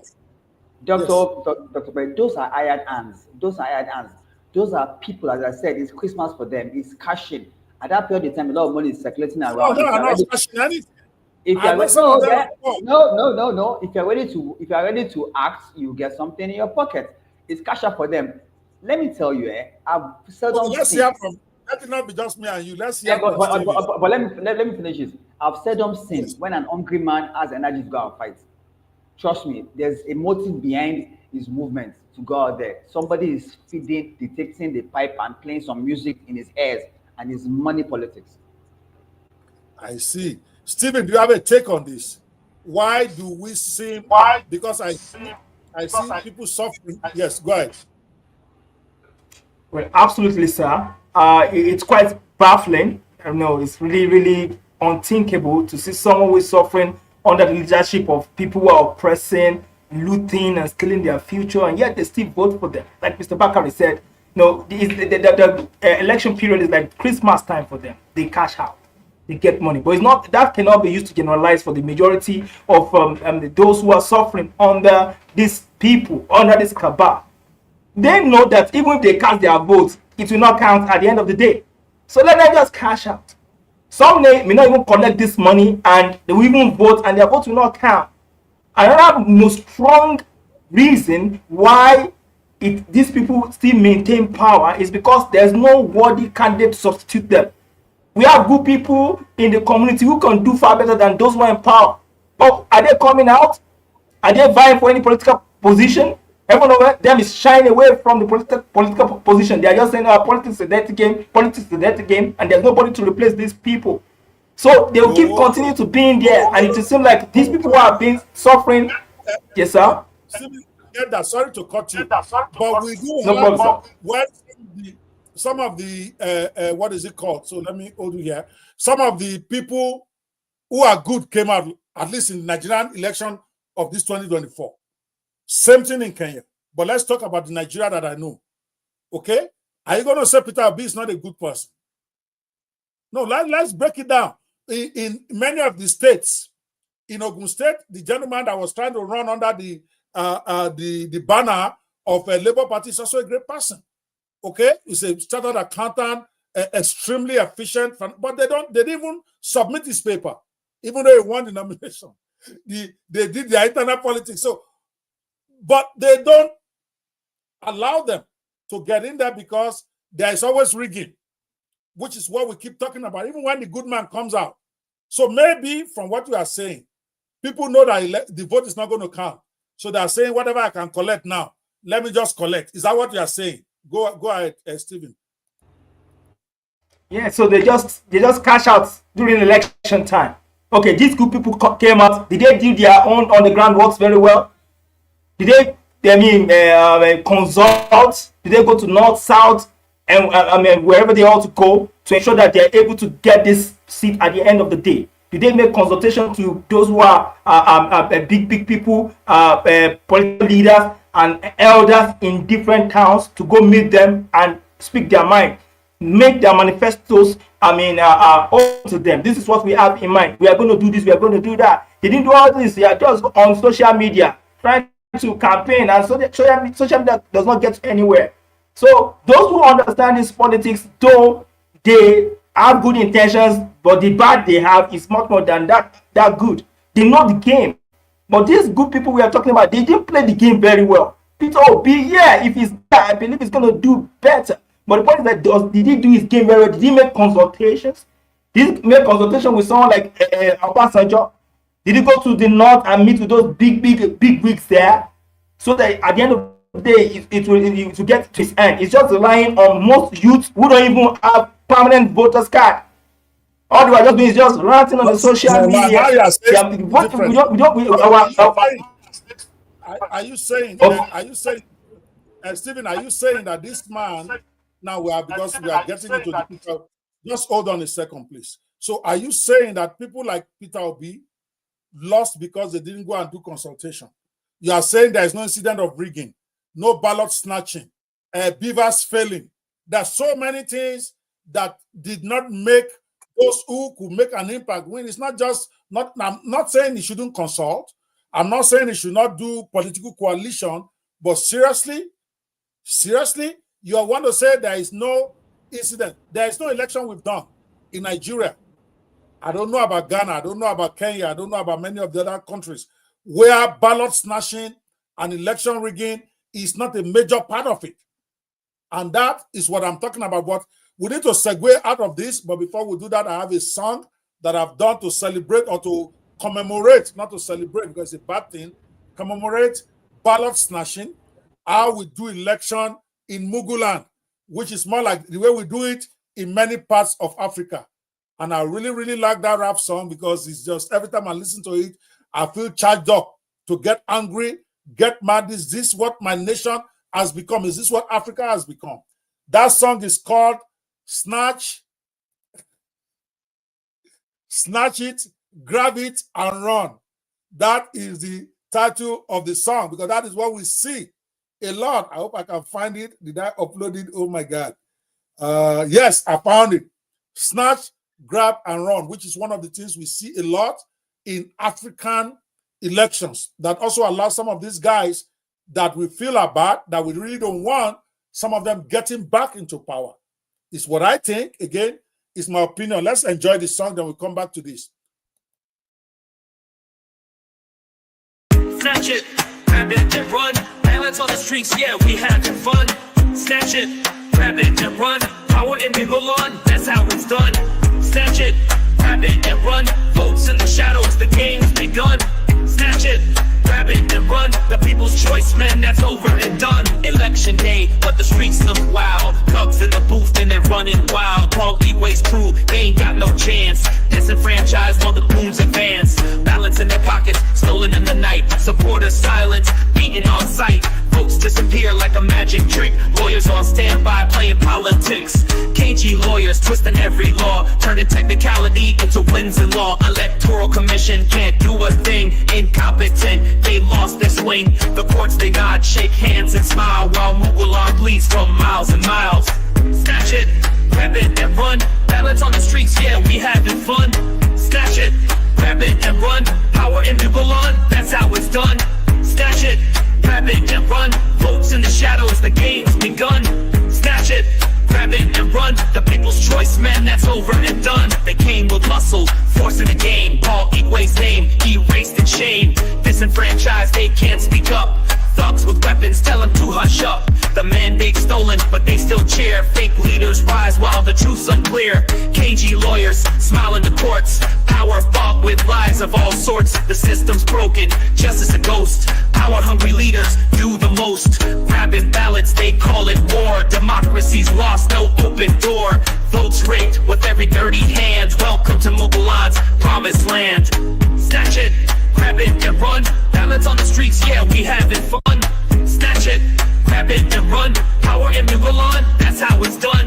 Snatch it, grab it and run. Votes in the shadows, the game's begun. Snatch it, grab it and run. The people's choice, man, that's over and done. We hustle, we fight, but the game is cold. Ballots missing while the truth's untold. Snatch it, grab it, they steal with ease. Muguland's future brought to its knees. They grab it, snatch it, and laugh away. Another stolen tomorrow, another stolen day.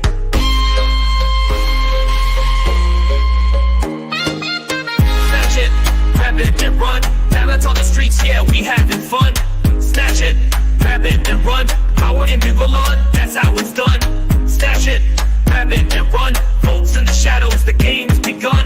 Snatch it, grab it and run. The people's choice, man, that's over and done. Song hits at the heart of electoral corruption in Muguland, capturing the frustration and the chaotic tactics used to grab power. Perfect for an Afrobeat rhythm that combines hard-hitting lyrics with a driving beat, calling out the rate system while still staying catchy enough to get people moving and thinking.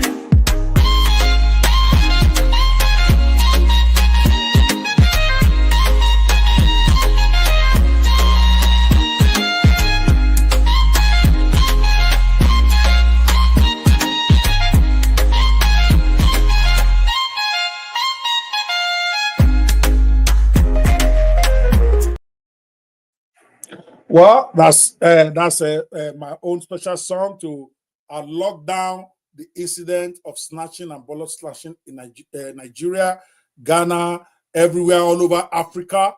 That is generally called Muguland, the nation. Well, as we continue to go, we only have about 8 more minutes to go. So and I really want to try not to be exceeding. We'll be back again tomorrow for 3 days to go. But before we go, one more question here. Let me see. Let me see here. Yes, this issue of identity politics. No, let's talk about this one. We will start over again with Chief Eleni tomorrow, because I think as the primary character of the book, it deserves a couple of days of us unpacking what it represents. But again, godfatherism in African politics, Nigeria, Ghana, Kenya, South Africa, it exists, is the reality of our existence in Muguland politics or African politics or Nigerian politics. So the question is that, is there a way to harness positive aspects of godfatherism, like mentorship and stability? Because there's, in my own opinion, there's nothing inherently wrong with godfatherism. Is the way we practice it. Even in church, people have godfathers, they have mentors. In business, they have godfathers, they have mentors. So it makes sense that in politics, there'll be godfatherism. But in our own case, our godfatherism thing has been used by the godfathers basically to do state capture and capture the resources of the state for themselves. Is there any way we can harness the positive side, like mentorship, stability, without its corrupting influence, or should we agitate for it to end once and for all? What say you, Mr. Ayo? Make it short. We give Mr. Stephen another minute, and then we have to shut this down. I will start on the point of view. There might be a lot of positive mentorship things from godfatherism. But first of all, what is godfatherism? And what is godfatherism according to politics in Africa? So in Africa, godfathering refers to a system where a powerful person with strong significant economic and social influence exercises control or patronage over a people, a political class, or their electorates, mostly for self-interest against the decisions of the elected or the people. That is strong. It's a patronage culture. In politics, what should be the dictum in politics is philosophical ideology or political ideology, very different from godfatherism. So let's not confuse godfatherism as an English compound word with the way it's being used in politics in Africa. It has become enshrined as a system of manipulation and not a mentorship system. The only advantage it has, which based on what Stephen said, when people don't come into politics early, is maybe the fact that, for example, let me tell you a difference or a similarity between Chibiso Elenion and our president when he was contesting the election, Tinubu. Okay. One key difference is that he was able to build a political party over time. He turned a regional party into a national party. And people followed him for that godfatherism. That is one positive thing. That stability of able to build something from scratch, tenacity, which is what Bisol Elenion also showed in Muguland. Whether from a negative or positive perspective, he was able to grow something into something larger. If the political parties are the main regional parties, I'm sure they are going to where they are today. So when you say people don't come to politics, they don't even come early enough to be able to build a structure that is lasting, that can give them the kind of political support or leverage they will need. When people fall in and out of politics, they only come to politics during election. After election, they disappear. They are not even good oppositions in Nigeria. People that become only active during the election period. A year to election, they start talking. Immediately the election is over, you don't hear from them anymore. Those are not people building political legacies. And this is what gives advantage to people like Bishop Elenion to be able to manipulate the system, you understand, to an extent, because he can confidently tell you that over the years, he has built a political legacy that justifies him being in that position to even contest in the first place. And that's why, even in the Nigeria election, even in the election of APC, a lot of people that came in to buy forms will be disenfranchised because I don't see them contesting with party founders. Over 30 people were contesting for presidency and they bought forms, contesting with a party founder that formed the party and it just come from nowhere and you want to take that platform away from me. How is that possible? Because when you were sleeping, it was doing that platform. Either from a negative or positive aspect, he was building that platform and has built it to an extent that now he believes that the platform owes him almost everything, and then nobody can actually say a word. So now just saying, because some people just waited for opportunity to come, they didn't create the opportunity.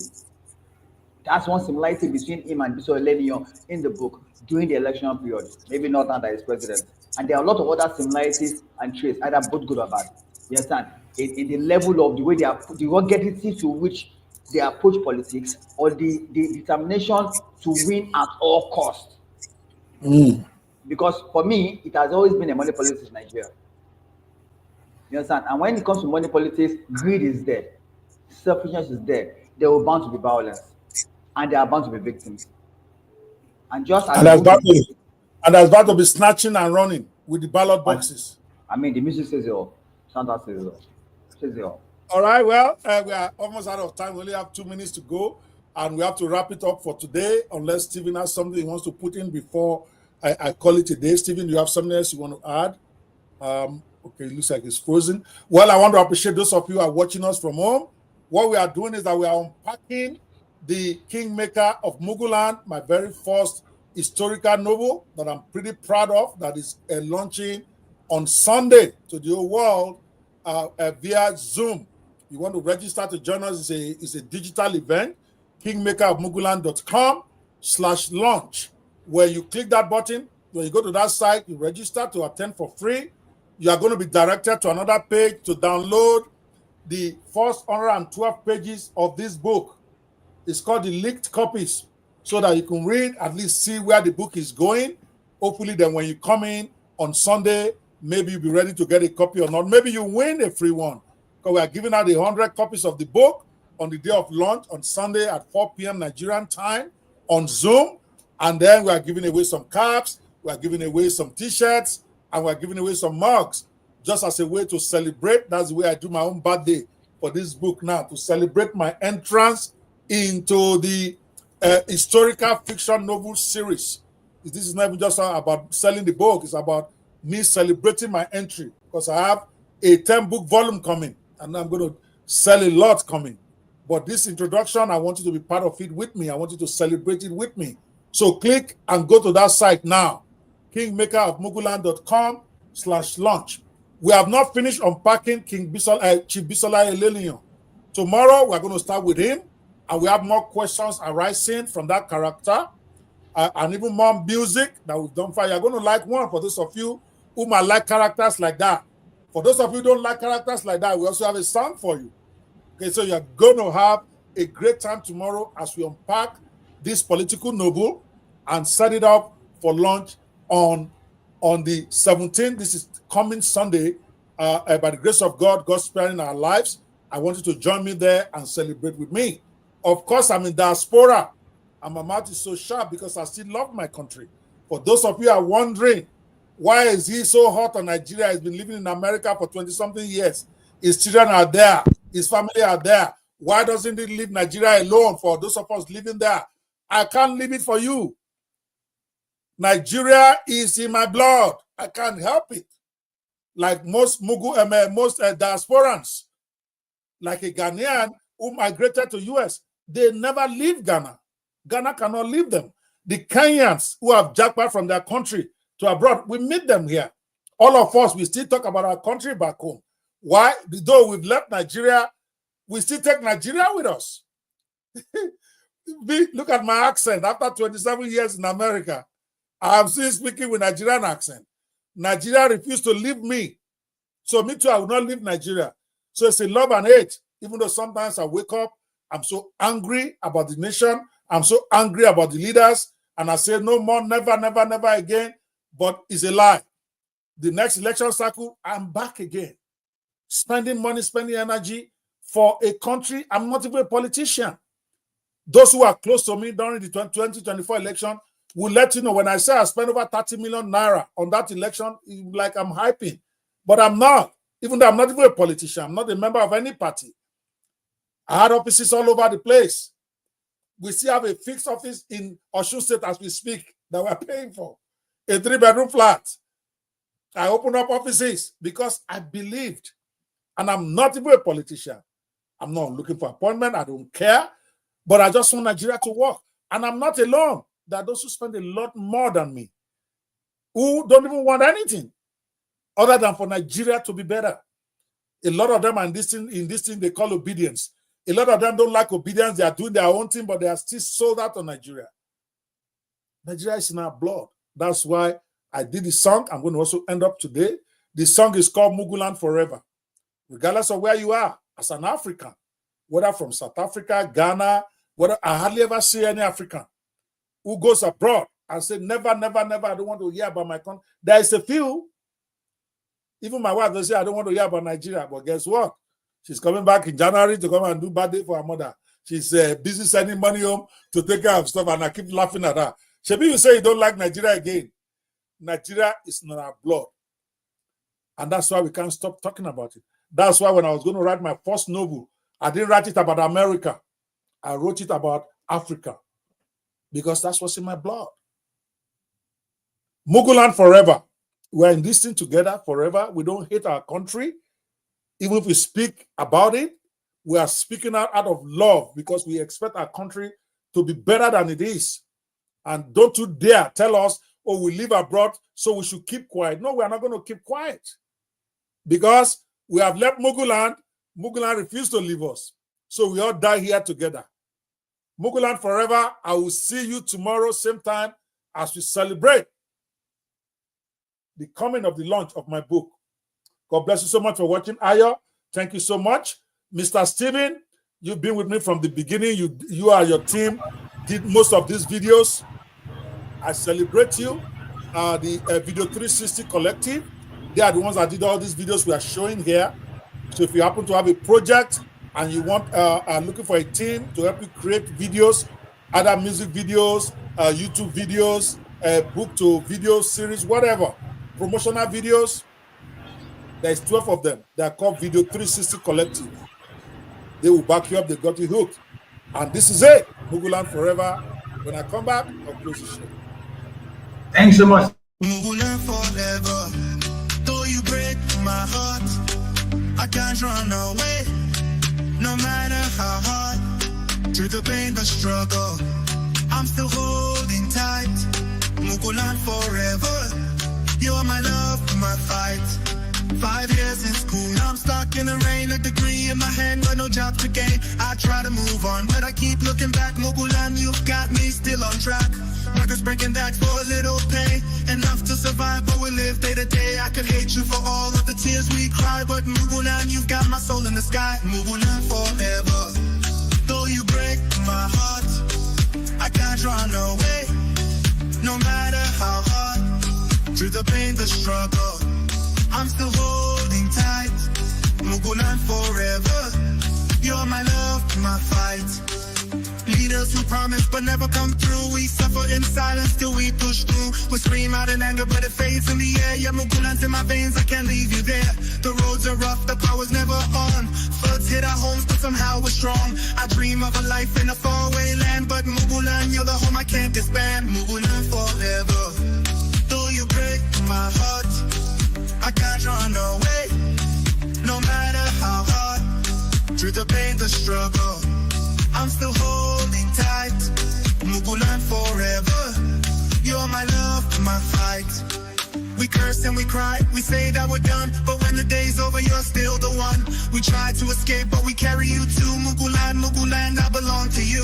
Your rivers, your skies, your streets full of pain. Somehow they call me back again. I love you, I hate you, I can't walk away. Muguland, you own my heart every day. Muguland forever. Though you break my heart, I can't run away. No matter how hard, through the pain, the struggle, I'm still holding tight. Muguland forever. You're my love, my fight. Muguland forever. Though you break my heart, I can't run away. No matter how hard, through the pain, the struggle, I'm still holding tight. Muguland forever. You're my love, my fight.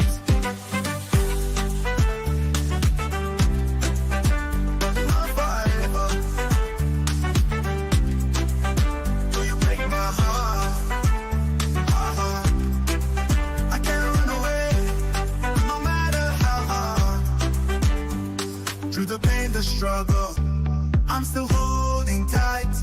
Muguland forever. You're my love, my fight.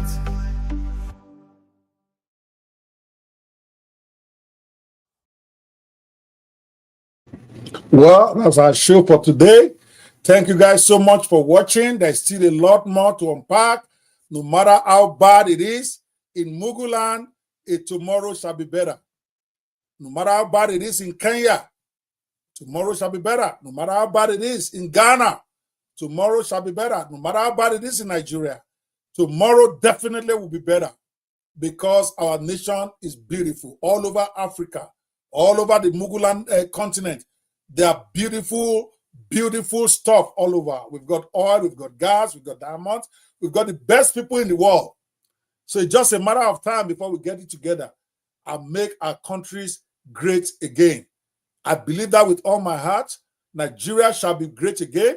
Ghana shall be great again. Kenya shall be great again. South Africa, that was great, great, just 30 years ago and gone down the drain, is gonna be great again. We got to keep up the faith. I believe in Muguland, and so should you in your country. Mr. Steven, thank you so much. You know Muguland is beautiful, right? For everyone at home, this is the curtain call. I will see you guys tomorrow. Enjoy this last song that we debuted 2 days ago. Muguland the Beautiful. Let's have a lot of music tonight as we go. Muguland the Beautiful, just to give you an idea what your country is, wherever you're watching this from Africa, and what your country can be. It's a beautiful nation. Nigeria is a beautiful nation. Kenya is a beautiful nation. South Africa is a beautiful nation. All over Muguland, we've got beautiful countries. Remember that as a sign of.